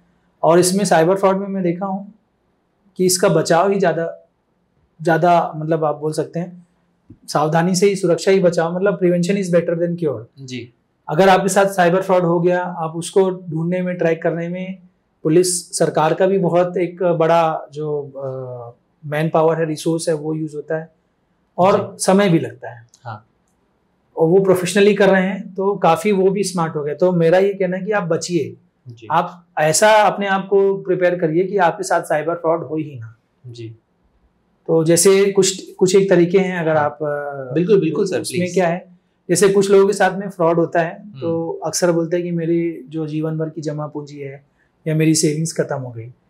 उसके लिए मैं ये कहना चाहूंगा कि आपके पास अगर सेविंग्स है, आपके पैसे हैं, तो आप एक बैंक में ना रख करके आप 3-4 अलग अलग बैंक्स में या अलग अलग अकाउंट में स्प्लिट करके रखिए जी। कभी ना, भगवान ना करे अगर या ऐसा कुछ हो कि अगर आपके अकाउंट में अटैक होता है या आप साइबर फ्रॉड की शिकायत होते हैं, तो एटलीस्ट आपकी जो पूरी सेविंग्स है वो नहीं जाएगी, एक आध पर्टिकुलर कोई एक किसी बैंक में या किसी एक अकाउंट में ही होता है, तो आपकी जो बाकी सेविंग्स है एटलीस्ट वो बच जाएगी। दूसरा, आप क्या करिए कि हम अक्सर साइबर फ्रॉड कब होता है, जब हम ऑनलाइन बैंकिंग या ऑनलाइन यूज, ऑनलाइन शॉपिंग, कोई जो फोन पे है, पेटीएम है, अमेजन है, मीशो है, जो भी ऐप यूज कर रहे हैं, जो ऑनलाइन शॉपिंग ऐप यूज कर रहे हैं, अक्सर हमारा जो डेटा है उसके थ्रू लीक होकर के तब हमारे साथ साइबर फ्रॉड होने की कोशिश होती है। तो मैं भी ये करता हूँ और आपको भी ये सलाह दूंगा कि आप कोई एक ऐसा बैंक अकाउंट खोलिए, दूसरा एक अकाउंट, मतलब जो आपकी सैलरी अकाउंट है या सेविंग्स अकाउंट है उसको छोड़ करके कोई एक दूसरा अकाउंट, और आप देखेंगे महीने में अगर आप 5,000, 10,000, 20,000 तक की शॉपिंग कर रहे हैं, आपका खर्चा है जो ऑनलाइन आप कर रहे हैं, आप उसको उस अकाउंट में ट्रांसफर कर दीजिए, जमा कर दीजिए, और उस पर्टिकुलर एक अकाउंट से आप फोन पे, गूगल पे या जो भी आप ऑनलाइन पेमेंट यूज करते हैं उससे करिए, ताकि अगर कभी आपके साथ साइबर फ्रॉड होता है तो लेस अमाउंट हो जी, और आपको रिग्रेट ना हो कि मेरा पूरा पैसा चला गया। इसके अलावा भी बहुत सारे, जैसे अनजान वीडियो कॉल को आप जो है अटेंड ना करें। और सबसे बड़ा साइबर फ्रॉड्स जो है, साइबर क्राइम का 2 ही तरीका है जो आपको अपने झांसे में लेते हैं, एक है लालच और दूसरा है डर जी। ठीक है, लालच आप जो लिंक भेज करके आप लालच, हाँ, लालच और डर। तो लालच में मैं आपको ये बताना चाहूंगा, आपको लुभावने ऑफर मिलेंगे, कोई भी ऑफर ऐसा लगेगा कि बहुत इंटरेस्टिंग है, आप हमेशा उसको डाउट करिए कि 1 रुपए में आपको टीवी दे रहा है, 10 रुपए में आपको आईफोन दे रहा है। ये 100% आज के समय में आप किसी को एक थप्पड़ ऐसे ही नहीं मारोगे, वो आपको 10 रुपए में कैसे या फ्री देगा, आपको लॉटरी लगी है। तो जो भी ऑफर आपको लगे, आप बिल्कुल उसको डाउट करिए कि नहीं, ऐसा हो ही नहीं सकता है, ये असंभव है जी। उसके बाद फिर आप करिए, नहीं तो क्या होता है, अरे यार 1 रुपए में आईफोन मिल रहा है, वो आपका लालच आया। दूसरा होता है डर जी। डर की अभी डिजिटल अरेस्ट वाला जो ये वाला मैं आपसे पूछना रहा था कि डिजिटल अरेस्ट एक्चुअली मुझे जहां तक इसके बारे में पता है कि मैं पुलिस से ही हूँ, मैं सीबीआई से हूँ, ऐसा करके डरा देते हैं, किसी से बात नहीं करोगे, किसी को फोन यूज नहीं करोगे, ये जो मेरा है सामान्य मेरी बुद्धि के अकॉर्डिंग इतना ही है। क्या ऐसा ही होता है इसमें? जी, डिजिटल अरेस्ट जो अभी जो चल रहा है वो बिल्कुल भी मतलब पुलिस, सीबीआई, कस्टम कोई भी डिजिटल अरेस्ट किसी को नहीं करती। पुलिस को अगर अरेस्ट करना है वो जाएगी आपके घर, हाँ। आपको उठा के लाएगी और जेल में बंद करेगी। पुलिस कभी फोन में आपको नहीं बोलेगी कि आप डिजिटल अरेस्ट हो गए या आपने ऐसा कांड किया है। अगर पुलिस को करना भी होगा, आपको बुलाना होगा, वो आपको फोन करेगी कि आपका नाम सो एंड सो उसमें आ रहा है इंक्वायरी के लिए, आप या तो आप हमारे थाने आ जाइए, हाँ। या आप जो है हम आपके घर आ जाते हैं। कभी भी डिजिटल अरेस्ट की आप घर से बाहर नहीं होंगे। ये बहुत अभी प्रचलन में है कि डिजिटल अरेस्ट शिक्षित लोग भी है, कोई पत्रकार है वो डिजिटल अरेस्ट हो रहा है, प्रोफेसर है, रायपुर का भी कुछ दिन की घटना है। मैं बार बार ये कहूंगा कि डिजिटल अरेस्ट नाम की कोई चीज नहीं होती है। अक्सर अगर कोई आपको बोलेगा कि आपका बेटा इस एफआईआर में फंस गया तो बहुत बेहतर है आप अपने नियरेस्ट पुलिस स्टेशन में जाइए, हाँ। सबसे पास। अभी क्या कर रहे हैं साइबर फ्रॉड, अपनी यूनिफॉर्म पुलिस की यूनिफॉर्म में या पुलिस की प्रोफाइल डीपी लगा करके वो आपको फोन मैसेज कर रहे हैं कि आप डिजिटल, या अक्सर ये बोलता है आपने कोई पॉर्न मूवी है वो देख रहे हैं, आप पॉर्न कंटेंट देख रहे हैं। तो ये सारी चीजें पुलिस स्वतः संज्ञान लेकर के आपको कभी नहीं करेगी। अगर आपका क्राइम हुआ है या तो आपके पास जाएगी पुलिस, और आपको जो नंबर है वो कभी व्हाट्सएप कॉल नहीं करेगी। आप देखिएगा जितने भी फ्रॉड हो रहे हैं मैक्सिमम व्हाट्सएप कॉल या जो वॉइस ओवर कॉल होते हैं आपके, सपोज इंस्टा में जो कॉल होता है, फेसबुक पे कॉल होता है, या मैसेज। पुलिस कभी भी किसी को टेक्स्ट मैसेज करके कि तुम आ जाओ, चैटिंग पे बात नहीं करेगी पुलिस। अगर आपको पुलिस से काम है वो आपको फोन करेगी, आप आ जाइए, आपका थाने में ये काम है या आपके अगेंस्ट में ये कंप्लेन हुआ है, आप आकर के इसको सॉर्ट आउट कर लीजिए, या पुलिस आपके घर आ जाएगी। यही दो चीजें हैं पुलिस को बुलाने का तरीका। या तीसरा तरीका है आपको एक नोटिस, रिटर्न नोटिस आएगा थाने से, सो एंड सो, उसमें थाने का नाम और पता, क्लियरली एड्रेस रहेगा कि यहाँ से आए, तो आप आ जाइए। ये जो कहते हैं कि मैं फलाना पुलिस से बोल रहा हूँ, मैं फलाना क्राइम, साइबर क्राइम, ये वो सब जो है जहाँ से में लेते हैं, आप किसी की बात में ना आइए। सबसे दूसरा चीज ये है कि लोग आलस हो गए हैं, डर, आलस मतलब आप बताइए, आप आखिरी बार बैंक कब गए थे? मैं आखिरी बार पिछले महीने अकाउंट खुलवाने के लिए। जी। पैसे विड्रॉल करने के लिए कभी बैंक गए हैं आप? नहीं। लोग अभी चूंकि इतनी फैसिलिटी हमारे पास आ गई ना, तो हम जो है लाइन में लगना नहीं चाहते। आपके पास फोन आ जाएगा, आपका एटीएम कार्ड ब्लॉक हो रहा है या आपका पेटीएम ब्लॉक हो रहा है, आप क्या सोचोगे, अरे यार ब्लॉक कराने के लिए फिर मुझे बैंक जाना पड़ेगा, यार बैंक में लाइन लगाना पड़ेगा। तो हमारे दिमाग में बैंक की इमेज आज से 10 साल पहले की है, जब ये डिजिटल पेमेंट सिस्टम नहीं है। जो फ्रॉड करते हैं वो किनके साथ फ्रॉड कर रहे हैं? जो जॉब में है 30-40 प्लस, जिनकी सैलरी अच्छी है, जिनका बैकग्राउंड अच्छा है जी। तो हमारे दिमाग में बैंक की इमेज क्या है कि हम बैंक में जाएंगे, लाइन में खड़े होंगे, 100-150 लोग होंगे, हमको 2 घंटा रहे। लेकिन अभी बैंकिंग सिस्टम इतना एडवांस हो चुका है कि आप बैंक में जाएंगे, 5 मिनट में आपका काम हो जाएगा। अगर कोई फोन आता है आपका बैंक से कि आपका ये प्रॉब्लम है, वो प्रॉब्लम है, आप अपने बैंक में जाइए, बैंक में जाकर के फिजिकली उसको करवाइए। लेकिन हमारे पास में चूंकि समय नहीं है, हम अपना शॉर्टकट मानना चाहते हैं कि अरे यार कौन जाए बैंक, और वहीं से जो है हम साइबर फ्रॉड के जाल में फंसते हैं। तो मेरा सबसे रिक्वेस्ट है, अगर ऐसा कुछ आपके साथ होता है जी, तो आप अपने बैंक में जाकर के वेरीफाई करिए कि मेरा कुछ पेमेंट सिस्टम ब्लॉक हो रहा है क्या, एटीएम ब्लॉक हो रहा है क्या। और कभी भी फोन पे अगर कोई बोलता है, आप फोन पे कोई भी जानकारी किसी को भी ना दीजिए, भाई मैं बैंक आ जा रहा हूँ। बिल्कुल। इसमें मेरा एक और था, बस छोटा सा क्वेश्चन था, किसी के साथ साइबर फ्रॉड हो जाए जी, डिजिटल अरेस्ट भी हो, या फिर डिजिटल अरेस्ट का तो आपने बता दिया कि पुलिस ये नहीं करती है, तो अगर ऐसा होता है तो आप बाहर निकलिए, जाइए पुलिस थाने जी। पर जो पहला वाला लालच वाला, जो किसी के साथ फ्रॉड हो जाता है, उनसे ओटीपी ले लिया गया, पैसा चला गया, सबसे पहले क्या करना चाहिए? सबसे पहले अभी जो साइबर फ्रॉड के लिए एक रिपोर्टिंग सिस्टम है 1930, एक वो है हेल्पलाइन नंबर है 1930। हाँ। आप इस पे जितनी जल्दी आप अपना कंप्लेन करेंगे, साइबर फ्रॉड ठग लोग क्या करते हैं कि आपसे पैसा ले लिया, वहाँ वो मल्टीपल लेयर में ट्रांसफर करते हैं और कहीं ना कहीं से वो कैश विड्रॉ कर लेते हैं। एक बार कैश अगर विड्रॉ हो गया तो उस पैसे को होल्ड कर पाना या उस पैसे को वापस पाना बहुत टफ होता है जी। लेकिन अगर वो अकाउंट्स में, चाहे वो 100 अकाउंट में भेज दे, अगर आपने कंप्लेन समय रहते कंप्लेन कर लिया तो सारे अकाउंट और वो सारे पैसे जो है फ्रीज हो जाएंगे, ब्लॉक हो जाएंगे। तो अगर आपके साथ कभी कंप्लेन ऐसा कुछ मिसहैप होता है, आप तुरंत 1930 पे कॉल करिए, या फिर आप खुद भी www.cybercrime.gov.in आप उसमें आप मेंशन कर सकते हैं बाद में, www.cybercrime.gov.in। गूगल पे सर्च मत करिएगा, .gov.in जी। है ना। उस पर आप जाइए, उस पर अपना अकाउंट बनाइए, रजिस्टर करिए और आप उसमें अपने साथ जो साइबर फ्रॉड हुआ है वो कंप्लेन कर देंगे। तो जितनी जल्दी आप कंप्लेन करेंगे उतनी जल्दी आपके पैसे की रिकवरी की चांसेस ज़्यादा होते हैं।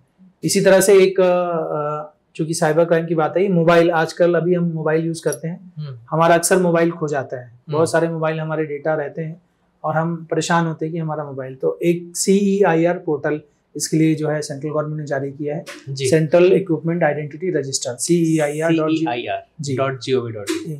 इस पे आप जाकर के रजिस्टर करिए। सपोज आपका फोन गुम गया, आप फोन को जाकर के उसमें ब्लॉक करा सकते हैं। उससे क्या होगा, आपका फोन ब्लॉक हो जाएगा, वो IMEI नंबर, उस पर आप कोई दूसरा आदमी सिम डालकर यूज नहीं कर सकता है। अगर कोई सिम डालता है तो उस सिम की डिटेल, उसका नाम और उसका डिटेल आपको मिल जाएगा। आपको ये पता चल जाएगा कि आपका फोन किसी और लोकेशन पे स्टार्ट हुआ है और इस नंबर ने उसमें डाल करके यूज कराया, तो आप अपना फोन वापस पा सकते हैं। या नियरेस्ट साइबर सेल में जाइए, आप आपके जिले के जो साइबर सेल है या थाने हैं उसमें भी जाकर के आप ये कंप्लेंट दर्ज करा सकते हैं। और आप, हमने जैसे हर 2 महीने 3 महीने में हम जो गुमे हुए मोबाइल हैं वो कलेक्ट करते हैं। अभी पिछले महीने ही हमने 275 मोबाइल है वो लोगों के जो गुमे थे वो हमने लोगों को वापस लौटाया है। ये बहुत बढ़िया काम हो रहा है, क्योंकि मैं अपने कॉलेज के टाइम पे सर घर से झूठ बोल करके घर से छिप करके एक फ़ोन लिया था। 1 हफ्ते बस यूज़ किया हूँ और चोरी हो गया और मैं उसको आज तक नहीं पाया। तो ये बहुत बढ़िया काम कर रही है पुलिस, इसके लिए तो मैं तहे दिल से थैंक यू आपको कहना चाह रहा हूँ। अगर वापस तैयारी में हम लोग आए और ये है कि कोई आदमी का आखिरी अटेम्प्ट है, जैसे दिमाग में आता है ना कि ये मेरा लास्ट अटेम्प्ट है ना, उसको क्या सोच करके तैयारी करनी चाहिए कि कौन सी गलतियां वो ना करे। लास्ट अटेम्प्ट है किसी का, सबसे पहले तो वो ये भूल जाए कि मेरा लास्ट अटेम्प्ट है, ठीक है। मतलब वो ये सोचे कि मुझे करना है और मुझे इसी बार करना है जी, मेरा लास्ट अटेम्प्ट नहीं, इसके बाद मेरा जीवन खत्म, सब कुछ खत्म नहीं। मैंने बोला ना, हो सकता है कि आप मैन प्रपोजेस गॉड अपोजेस, आप सोच रहे हैं CGPSC में, हो सकता है आप कुछ और बेहतर कर सके, भगवान ने आपके लिए कुछ और सोचा हो। तो तैयारी जो लास्ट की बात आ रही है, आप पिछली गलतियों को, मतलब समझदार इंसान वो होता है जो दूसरों को खुद ठोकर खा करके नहीं सीखता है, जो दूसरों को ठोकर के सीखे कि वहां पर मैं जा रहा हूँ, गड्ढा है, गिर जाऊंगा। आप देखेंगे सड़क पर चलते हैं, बाइक चल रहा है, एक बाइक गया, वो इम्बैलेंस होकर गिर गया, तो बाकी बाइक वाले जो है साइड से निकालने लग जाते हैं जी। बेवकूफ़ी होगा जो वापस उसी गड्ढे में जाकर के ट्राई करना चाहेगा। तो इसी प्रकार से जो लास्ट अटेम्प्ट या जो सोचे कि इसके बाद मैं एग्जाम नहीं दूंगा, वो अपनी पुरानी गलतियां या जो सेलेक्ट हो चुके हैं उनकी गलतियां, या जो ऐसे लोग, बहुत से नेगेटिव लोग भी होते हैं। मैं आपको इसमें कहना चाहूँगा कि आजकल यूट्यूब और फेसबुक पे इतने सारे, इंस्टा में इतने सारे लोग आ रहे हैं जो खुद सेलेक्ट नहीं हो। कई ऐसे लोग होते हैं जो सेलेक्ट नहीं हुए लेकिन आपको ज्ञान देंगे, इसको तू ऐसा नहीं पढ़, तू वैसा पढ़, ऐसा पढ़, वैसा पढ़। अक्सर ये होता है, आप देखिएगा जब हम तैयारी करते थे, कुछ एक लोग फोन करते थे, भाई तू ये पढ़ लिया क्या एग्जाम टाइम में, देखिएगा ये नेगेटिव चतुर रामलिंगम जो है वैसे टाइप की कैरेक्टर, भाई ये पढ़ लिया क्या, आप बोलोगे नहीं पढ़ा हूँ यार। फिर थोड़ी देर बाद कॉल आएगा, भाई ये टॉपिक कर लिया क्या, यार नहीं किया हूँ। मतलब दिन भर में वो इतनी बार करेगा और आपको लगे यार मैं तो कुछ पढ़ा ही नहीं यार, वो तो पढ़ लिया है। और उसको कैसे मालूम है कि ये टॉपिक या ये सिलेबस का ये पोर्शन ये नहीं पढ़ा होगा। क्यों? क्योंकि उसने खुद नहीं पढ़ा है, वो पोर्शन इंपॉर्टेंट है ही नहीं। मतलब कुछ ऐसे भी लोग होते हैं आपके साथ तैयारी में, कुछ दोस्त यार या बोला जाए बहुत कम होते हैं, लेकिन ऐसे भी लोग होते हैं जो आपको डिस्ट्रैक्ट करेंगे, मिसगाइड करेंगे। वो ऐसा टॉपिक आपको बोलेगा और आप अच्छी खासी आपकी तैयारी चल रही है, आपको बोलेगा यार ये पढ़ लिया, तो आप बोलोगे नहीं पढ़ा हूँ। अब आप जो है अरे यार मैं तो कुछ नहीं पढ़ा हूँ यार। तो ऐसे लोग का एक वो है कि जो अगर आपको टेंशन देने आए तो आप उसको वॉलीबॉल खोल दो, आप टेंशन जो है उसके वापस उसके कोर्ट पे डाल दो। वो बोले कि ये पढ़ लिया, अरे यार मैं तो 4 बार पढ़ लिया। हाँ, तो ये पढ़ लिया क्या? मैं नहीं, मैं तो इसको यार 6वीं बार रिविजन कर रहा हूँ। अरे यार नहीं ये कर लिया, हाँ ये तो मैं यार इसका तो मैं 100% क्वेश्चन कर ले रहा हूँ, सारे कर लिया। उससे क्या होगा कि उसकी नेगेटिविटी, आप नेगेटिव लोगों से दूर रहेंगे, आप पॉजिटिविटी आएगी और आपका जो सेल्फ कॉन्फिडेंस है वो नहीं डगमगाएगा। अदरवाइज थोड़ा सा आप डिस्कस किए यार तू तो ये नहीं पढ़ा, तू तो ये नहीं पढ़ा, तू कुछ तैयारी नहीं किया है, और आपका सेल्फ कॉन्फिडेंस डगमगाया रहेगा। सेम एग्जाम के दिन में भी होता है। आप जैसे एग्जाम में लोगों से चर्चा कर रहे हैं, यार ये नहीं पढ़ा हूँ यार, अरे यार मैं तो नहीं, भूल गया यार, इंपॉर्टेंट चीज छोड़ दिया। लेकिन हो सकता है कि वो छूट भी जाए, लेकिन आप उस उतने देर के लिए आपका मेंटल जो स्टेटस है वो जो है आप डिसबैलेंस हो गया और आप फिर जो आती हुई चीजें उसको छोड़ देते हैं। तो वैसा ना करें। आपने जितना पढ़ा पर्याप्त पढ़ा है, आप सिलेबस के अकॉर्डिंगली पढ़िए, पिछले क्वेश्चन पेपर देखिए, पिछले साल के जो क्वेश्चंस आ रहे हैं, क्या प्रिडिक्ट करिए, आप कोशिश करिए कि क्या और पूछ सकता है इस टॉपिक से, इसमें क्या पूछा जा सकता है जी। वो आप एक बार जब आप सीख जाएंगे कि क्या पूछ सकता है, और तो आपका बिल्कुल कंटिन्यूअसली आपका सारे एग्जाम निकलते रहेंगे। राइट, मतलब जो ऐसा सोच रहे कि ये मेरा लास्ट अटेम्प्ट है, शायद मैं इसके बाद एग्जाम में दूंगा, उसको अपनी गलतियों से या जो गलतियां हुई हैं उनसे सीखना चाहिए कि ऐसा मुझे गलती नहीं करनी है। इसमें आपने भी बोला ना कि सड़क में गड्ढा है और इधर से जाना चाहिए, उससे मुझे एक चीज़ क्लिक की कि आप तो यातायात प्रभारी, यातायात व्यवस्था देखते हैं, तो इसमें अभी इस समय पे ऐसी क्या क्या चीज़ें हैं जो किसी को भी सावधानी रखनी चाहिए, ये कितना इम्पोर्टेंट है? यातायात व्यवस्था या बाकी सारी चीज़ें गड़बड़ाती है तो उसको ठीक करने के लिए, सही करने के लिए आम लोगों को क्या? बिल्कुल, अभी के टाइम में आप देखेंगे जो यंग लड़के हैं, जितने यंग जनरेशन है, वो स्पोर्ट्स बाइक या जो रेसिंग बाइक्स होती हैं वो लेकर के चल रहे हैं। वो बहुत डेंजरस होती हैं, खुद के लिए भी और दूसरे के लिए भी। आप तो चलो आपको पता है कि आप स्पीड से जा रहे हैं, लेकिन कई बार आप किसी के बगल से गुजरे और वो अचानक उसको हॉर्न या स्पीड से देख करके वो डिसबैलेंस इम्बैलेंस होता है और वो गिरता है, या हम खुद भी स्पीड से चल रहे हैं तो कई बार होता है कि हम कंट्रोल नहीं कर पाते हैं और चोट लगते हैं। मैंने ऐसे बहुत से इंसिडेंट देखे हैं जिसमें बाइकर्स थे, 2 या 3 बाइकर्स बैठे हुए हैं, वो स्पीड से चल रहे हैं और कंट्रोल नहीं कर पाए, या तो गाय से टकरा गए या खुद जाकर के डिवाइडर से टकरा गए और उनकी जो है वो वहाँ पर में डेथ हो गई। तो समय जो है, जीवन बहुत इंपॉर्टेंट है। आप ये देखिए कि अगर आपके नॉन में अगर किसी के साथ ऐसा हादसा हुआ हो तो उस बच्चे के बिना या उस आदमी के बिना उसका परिवार कैसे जीता है, उस बच्चे के लॉस से या उस आदमी के लॉस से उसके परिवार को कितना लॉस होता है और वो परिवार जो है कैसे सरवाइव करता है, ये आप देखेंगे तो आपको बिल्कुल लगेगा कि मुझे ऐसा नहीं करना चाहिए। आप कोशिश करिए, अगर आप हाईवे में जा रहे हैं, स्पीड चला रहे हैं तो हेलमेट लगाएं, ट्रैफिक रूल्स को फॉलो करें, और बहुत ज़्यादा तेज़ गाड़ियाँ जो चलाते हैं आज के समय में, ये सबसे बड़ा जो एक्सीडेंट का जो बहुत बड़ा कारण है, और 90% एक्सीडेंट्स में जो है ओवर स्पीडिंग ही एक बहुत बड़ा कारण रहा है कि आप ओवर स्पीडिंग करते हैं, आप अचानक से, आपको तो पता है कि मैं चला लूँगा, मैं कंट्रोल कर लूँगा, लेकिन कई बार ऐसा होता है सामने से कोई दूसरी ट्रैफिक आ गई या कोई जानवर आ गया या कुछ और ऐसी चीज़ हो गई जो आपके कंट्रोल में नहीं है जी, फिर आप अचानक उसको ब्रेक मारेंगे, रोकेंगे या टर्न करेंगे तो आपके साथ हादसा हो सकता है। तो कोशिश करिए कि आप कंट्रोल या सेफ लिमिट जो है उसमें गाड़ियाँ चलाएं और ट्रैफिक रूल्स को फॉलो करिए, तो आप सेफ रहेंगे और सुरक्षित रहेंगे। अगर कोई स्टूडेंट है जो ड्रीम रख रहा है कि सिविल सर्विस करने का और बाकी सारी चीज़ों से हट करके सिर्फ इसी एग्ज़ाम की तैयारी कर रहे हैं, CGPSC की स्पेसिफिक करें, सिर्फ इसी एग्ज़ाम की तैयारी कर रहा है, उस स्टूडेंट के माइंडसेट में सिलेक्शन के बाद के जॉब के लिए क्या उसके दिमाग में क्लियर चीज़ें होनी चाहिए? सिलेक्शन के बाद लाइफ कैसी होती है, और दूसरा उसके दिमाग में इस जॉब को लेकर के, CGPSC के थ्रू जो भी जॉब लगता है उसको लेकर के क्या थॉट होना चाहिए? जी बिल्कुल, वो जैसे आपने बहुत अच्छा क्वेश्चन पूछा है। मैं एक बताना भूल, जब मैं तैयारी कर रहा था तो मैं अक्सर कलेक्टर ऑफिस और SP ऑफिस जाया करता था जी, और वहाँ पर जब डिप्टी कलेक्टर हैं या नायब तहसीलदार देखता था उस समय तो है, या DSP देखता था, मैं अपने आप को इमेजिन करता था कि एक दिन ऐसा आएगा कि मैं भी इस वर्दी में होऊंगा या इस सीट पे होऊंगा, तो वो आपको बहुत मोटिवेशन देती है। तो मैं ये कहूँगा कि एटलीस्ट आप 1 बार 2 बार महीने में आप तैयारी कर रहे हैं, ऑफिस जाइए, बिना काम के आप जाइए, बस जाइए, देख करके आ जाइए, आप देखेंगे आपको मोटिवेशन मिलेगा कि देखो उसको लोग घेरे हुए वो काम कर रहे हैं, तो उससे आपको मोटिवेशन आता है। मैं ये कह रहा था कि एक स्टूडेंट के पास इस जॉब के लिए क्या माइंडसेट होना चाहिए? अगर इसको मैं आसान भाषा में कहूँ तो क्या ये जॉब है या जिम्मेदारी है? पुलिस विभाग बिल्कुल एक तरह से ये जिम्मेदारी है, और ये जिम्मेदारी आप अच्छे से निभा सकें इसके लिए सरकार आपको जो है आपका ध्यान रखती है। आपको एक फिक्स सैलरी मिलेगी, कुछ सुविधाएं मिलती हैं, पर एक तरह से सारे गवर्नमेंट जॉब, मैं नहीं कहूँगा केवल पुलिस, जितने भी गवर्नमेंट जॉब हैं वो सभी एक तरह से जिम्मेदारी हैं। उन जिम्मेदारियों को पूरा करने के लिए आपको गवर्नमेंट चूंकि आपकी पारिवारिक जिम्मेदारियां भी हैं, आपके परिवार के लिए आपको अपने आप को जो है चलाने के लिए आपको कुछ सर्टेन अमाउंट की जरूरत होती है, तो वो गवर्नमेंट आपको बदले में देती है। मैं यही कहना चाहूँगा कि जॉब जो है जॉब नहीं है, ये एक आपको जिम्मेदारी है, बहुत महत्वपूर्ण जिम्मेदारी है, और उसके लिए आपको फिर अपने आप को वैसी तैयारी करना पड़ेगा कि मैं अगर आगे चलता हूँ, आगे जाकर सिलेक्ट होता हूँ, तो मेरे कंधों पर या मेरे ऊपर में बहुत सी जिम्मेदारी रहेगी जिसको मुझे बखूबी निभाना है। जी सर। तैयारी के दौरान डिस्ट्रैक्शन, बहुत लोगों के दिमाग में बहुत सारे डिस्ट्रैक्शंस होते हैं। जैसे कई लोग रिलेशनशिप को डिस्ट्रैक्शन मानते हैं। आपने तो फैमिली के साथ तैयारी की थी, रिलेशनशिप को डिस्ट्रैक्शन मानते हैं। इसमें बहुत बड़ा रोल है सोशल मीडिया का, या फिर इंफॉर्मेशन टेक्नोलॉजी या इंटरनेट ऑफ थिंग्स को कई लोग डिस्ट्रैक्शन मानते हैं। तो आपका इसमें क्या विचार रहता है कि व्हाट इज डिस्ट्रैक्शन, और दूसरा क्या आज का ये टेक्नोलॉजी जो है वो डिस्ट्रैक्शन है या नहीं है?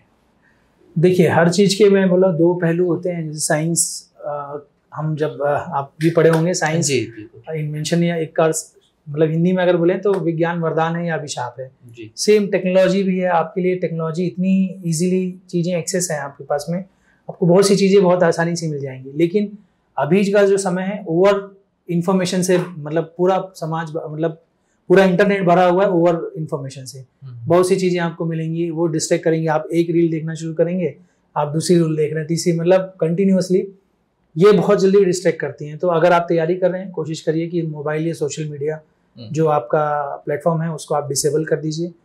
कुछ एक लिमिटेड, अगर आप ऑनलाइन क्लास कर रहे हैं तो केवल उसको यूज़ करिए। और फ़ोन यूज़ करने का आप जो है एक टाइम लिमिट सेट कर दीजिए। जैसे आप पढ़ रहे हैं, कई बार ऐसा होता है, डिस्ट्रैक्शन या कंटिन्यूटी की बात कर रहा हूँ, कई बार ऐसा होता है कि हमारा मन नहीं होता पढ़ने का। फिर भी लेकिन अगर आपका मन नहीं है और आप पढ़ना है तो आपको 4 घंटे बैठना है विदाउट मोबाइल। अगर आप पढ़ने बैठ रहे हैं तो आप या तो अपना मोबाइल बंद कर दीजिए। अगर आप तैयारी कर रहे हैं, मुझे नहीं लगता कि जिस दौरान आप तैयारी कर रहे हैं तो आपके पास कोई इतना इंपॉर्टेंट कॉल आएगा कि अगर आप 4 से 5 घंटे फ़ोन बंद कर देंगे तो कोई बहुत बड़ा इमरजेंसी हो जाएगा। आपके घर वालों को पता है आप तैयारी करने गए हैं, आप पढ़ने गए हैं, आपके दोस्तों को पता है आप तैयारी कर रहे हैं। जिसे अगर बहुत ज़्यादा इमरजेंसी होगी वो आकर के फिजिकली आपसे कांटेक्ट कर लेगा। बिल्कुल। और 4-6 घंटे में कुछ वैसा होना नहीं है। तो जब मैं भी पढ़ता था, मेरे घर में पता रहता था कि ये लाइब्रेरी में जा करके, अभी तो इतनी सारी लाइब्रेरी और इतनी सारी सुविधाएं आ गई। हमारे टाइम में मैं शहीद स्मारक लाइब्रेरी रायपुर में हुआ करता था, और सेंट्रल लाइब्रेरी में तो मेरे घर से काफ़ी दूर था तो मैं वहाँ नहीं जाता था। शहीद स्मारक लाइब्रेरी में हम लोग बैठ करके पढ़ते थे। फ़ोन हमारा स्विच ऑफ रहता था। फ़ोन स्विच ऑफ, घर में पता है कि ये पढ़ने गया हुआ है। आप जब ब्रेक लेते हैं, बीच बीच में ब्रेक ले रहे हैं, उस समय आप फ़ोन चालू करके 1 मिनट 2 मिनट देख लीजिए कुछ इंपॉर्टेंट मैसेज आया है नहीं है, फिर आप वापस अपनी तैयारी में। कई बार ये होता है लाइब्रेरी में बैठने के दौरान, आज मन नहीं कर रहा है, आज जल्दी चले जाता हूँ, नहीं, अगर आपका रूटीन फिक्स है आप बैठिए। इससे आपको डिसिप्लिन आएगा कि मैं कम से कम 4 घंटा बैठ के पढूं। और आप, हो सकता है आज बैठे बैठे आप सो जाइए, वहीं लाइब्रेरी में बैठ करके सो जाइए, लेकिन आप वहीं रहिए। आपका जो रूटीन है उसको फॉलो करिए। हो सकता है फिर अगले दिन में आपको लगे कि हाँ नहीं, अब मुझे पढ़ना चाहिए, तो आपका जो माइंड है वापस उधर की ओर आए। परफेक्ट। इस जर्नी के दौरान स्टूडेंट्स जो भी तैयारी कर रहे हैं, उनको क्या 3 चीज़ें उन स्टूडेंट्स में रिफ्लेक्ट होना चाहिए जो सीजीपीएससी की तैयारी कर रहे हैं? कोई भी तैयारी या सीजीपीएससी की तैयारी की अगर बात करूं तो मैं कहूँगा कि स्टूडेंट में सेल्फ डिसिप्लिन होना चाहिए। एक होता है डिसिप्लिन, एक होता है सेल्फ डिसिप्लिन। जी। डिसिप्लिन मैं किसे कहूँगा, जब हमारी एकेडमी की बात कर लें, हम जब ट्रेनिंग करते थे जी, हमको पता है एकेडमी में 5:30 बजे उठना है, आपको फॉलिन में खड़े होना है, पीटी करना है, परेड करना है, 10 बजे क्लास में जाना है। ये एकेडमी का रूटीन फिक्स है। एकेडमी ने जो डिसिप्लिन बताया वो डिसिप्लिन है।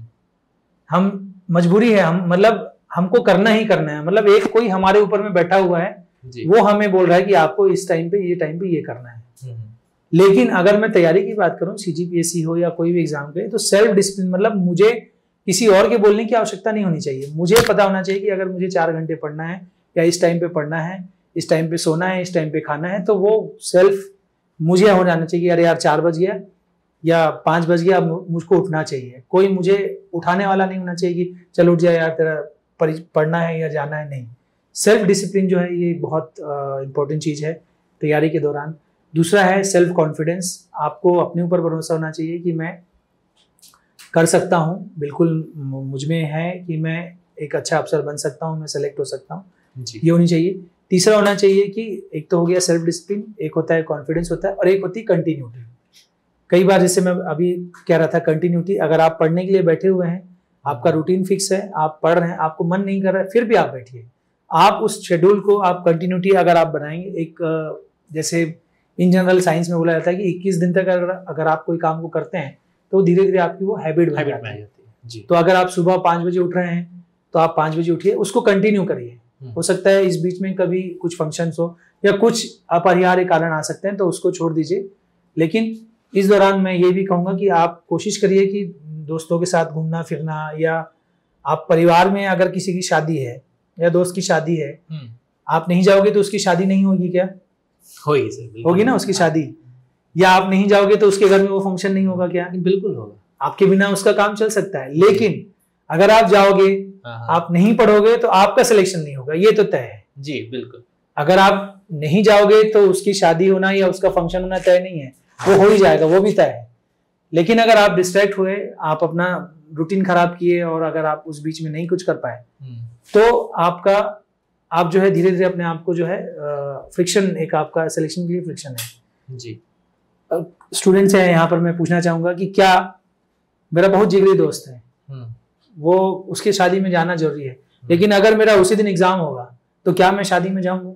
नहीं, बिल्कुल नहीं जाएंगे। आप अपना एग्जाम देने जाएंगे। हाँ जी। तो यही सोच करके चलिए कि मेरा कोई फैमिली फंक्शन है, कुछ नहीं, थोड़े दिन आप अपने आप को आइसोलेट करिए, कुछ दिन फंक्शन में जाने के लिए ये सारी जिम्मेदारी, पारिवारिक जिम्मेदारी निभाने के लिए आपके परिवार के लोग हैं जी। तो कोशिश करिए कि बहुत कम से कम आप डिस्ट्रैक्ट होइए। ये नहीं होता कि आप शादी में गए तो आपका एक दिन गया, आप शादी में गए या किसी फंक्शन में गए, कुछ हुआ तो आपका वो पूरा दिन जाएगा, आप लेट नाइट जगेंगे, आपका रूटीन अगले दिन फिर खराब होगा। तो कुल मिलाकर के 3 से 4 दिन जो है आपको वापस से उस रिदम में, उस फ्लो में आने में समय लगेगा। उसको मैं एग्जांपल में बताऊंगा। आप बाइक चलाते होंगे, आपकी बाइक चल रही है, स्टार्ट किए, शुरुआत में मोमेंटम जो है, मोमेंटम बनाने में आपको समय लगता है, एक स्पीड में आने में समय आता है। आप हाईवे में चल रहे हैं, उस स्पीड में चल रहे हैं, लेकिन फिर आप किसी कारण से रुक गए जी, फिर से आपको उस स्पीड में आने में 5 से 7 मिनट 10 मिनट का समय लगेगा।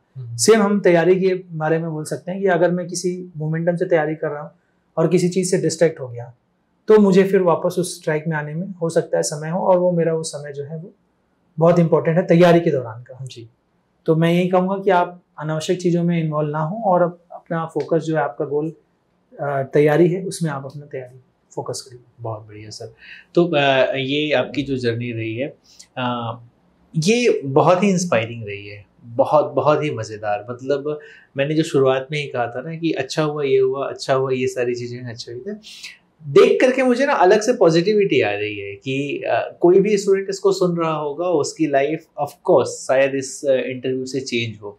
और यही मैं चाहूँगा कि सर से आप जो भी सीख रहे हैं, सर से आप जो भी समझ रहे हैं इस पूरे में, चाहे वो जॉब का रोल हो, चाहे वो दंतेवाड़ा में DRG में सर का जो वर्क हुआ है वो, इसके बाद कंफर्ट जोन से बाहर आकर के वापस तैयारी करना और उस तैयारी में वो डिसिप्लिन बना करके रखना, जो सर ने कहा एग्ज़ाम हॉल में कैसे आपको मेंटेन करना चाहिए, ये सारी चीज़ें अगर आप फॉलो करते हैं डेफिनेटली आप उस मुकाम पर होंगे जिस मुकाम के आप सपने देख रहे हैं, या जो एग्जैक्टली आपको बनना है, या उस जगह पे आप बिल्कुल होंगे। आपकी जर्नी में इस पूरे पॉडकास्ट में मतलब अगर कुछ सबसे इम्पोर्टेंट रहा है तो आपकी जर्नी रही है। और अच्छी बात यह है कि एक ऐसा ऑफिसर अब छत्तीसगढ़ को सर्व कर रहा है, तो we are very glad sir की हैविंग यू। लास्ट में मैं आपसे बस एक रिक्वेस्ट करना चाहूँगा कि जो स्टूडेंट्स अभी तैयारी कर रहे हैं उनके लिए एक कोई मैसेज अगर आप देना चाहें तो प्लीज़। बिल्कुल, जो तैयारी कर रहे हैं मैं यही कहूँगा आप लोगों से कि आप अपने आप पे भरोसा रखिए, सेल्फ डिसिप्लिन रहिए, और अगर आप ठान लिया है तो आप बिल्कुल आप अपनी सफलता जो है, आप सफलता पाएंगे। बहुत सारे इस बीच में, इस दौरान बहुत से ऐसे डिस्ट्रैक्शन आते हैं। आपने महाभारत में अर्जुन की कथा सुनी होगी कि आपको क्या दिख रहा है, मुझे केवल मछली की आँख दिख रही है या चिड़िया की आँख दिख रही है। वैसे ही आपको केवल आपका सिलेक्शन दिखना चाहिए, बाकी दाहिने बाएं क्या हो रहा है आपको उन सब चीज़ों से थोड़ा सा अपने आप को सेपरेट करिए। मोबाइल जो है वो हमारे लिए फ़ायदेमंद तो है, लेकिन कई बार वो हमारे लिए नुकसानदायक भी हो जाता है कि हम सोशल मीडिया में किसी से चैट करने लग गए, वीडियो देखने लग गए, रील देखने लग गए। उसमें से आप केवल काम की चीज़ उसको इतना ही इस्तेमाल करिए जो जितना आपकी काम की चीज़ें हैं, बेसिक नीड है। आपको कोई इन्फॉर्मेशन घर वालों को देना है, घर वालों से लेना है, कहीं पेमेंट करना है, कभी किताबें ऑनलाइन करनी है, कभी ऑनलाइन क्लासेस अटेंड करनी है, केवल वही करिए। बाकी टाइम जो है आप पूरा का पूरा जो है आप अपने उसमें। और मैं एक चीज़ और कहूँगा कि तैयारी करने के दौरान अक्सर होता है कि हम अपनी फिजिकल एक्टिविटी छोड़ देते हैं, मतलब हम केवल 24 घंटे पढ़ते हैं। मैं ये कहना चाहूँगा कि आप 15 से 20 मिनट या आधा घंटा आप अपने फिजिकल फिटनेस पे भी दीजिए। अक्सर ये होता है कि जब हम सुबह घूमते हैं या एक्सरसाइज करते हैं तो डोपामाइन जो हेल्दी, जो हैप्पी हार्मोन्स है वो रिलीज होते हैं, और कई बार जब हमको पढ़ने का मन नहीं होता है आप एक्सरसाइज, मैं भी अक्सर करता था, जिस दिन कभी डिप्रेशन में हुआ, आज मूड नहीं है यार, ऐसा हो रहा है, तो चलो हम थोड़ा सा वॉक पे चले गए, स्विमिंग कर लिया, साइकिलिंग कर ली, थोड़ा दौड़ लिए।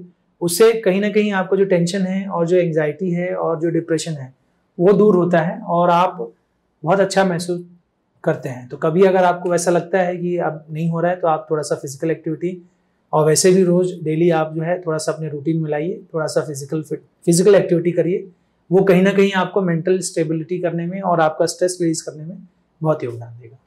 Thank you so much sir. इसमें इस पॉडकास्ट में हम एक प्रथा रखते हैं जिसमें आपसे बस एक दरख्वास्त है, प्लीज़ किन्हीं ऐसे 2 ऑफिसर्स या आपके मित्र होंगे जिनको आप जानते हैं, जिनको आपको लगता है कि उनकी स्टोरी यहाँ से सारे स्टूडेंट्स के पास जानी चाहिए, वो शायद इंस्पायर करेंगे, प्लीज़ उनमें से किन्हीं 2 का नाम आप बताएंगे। एक मेरा फ्रेंड है जो मेरे साथ पहले नायब तहसीलदार था, अभी डिप्टी कलेक्टर है जी, गगन शर्मा है जी, वो एक है।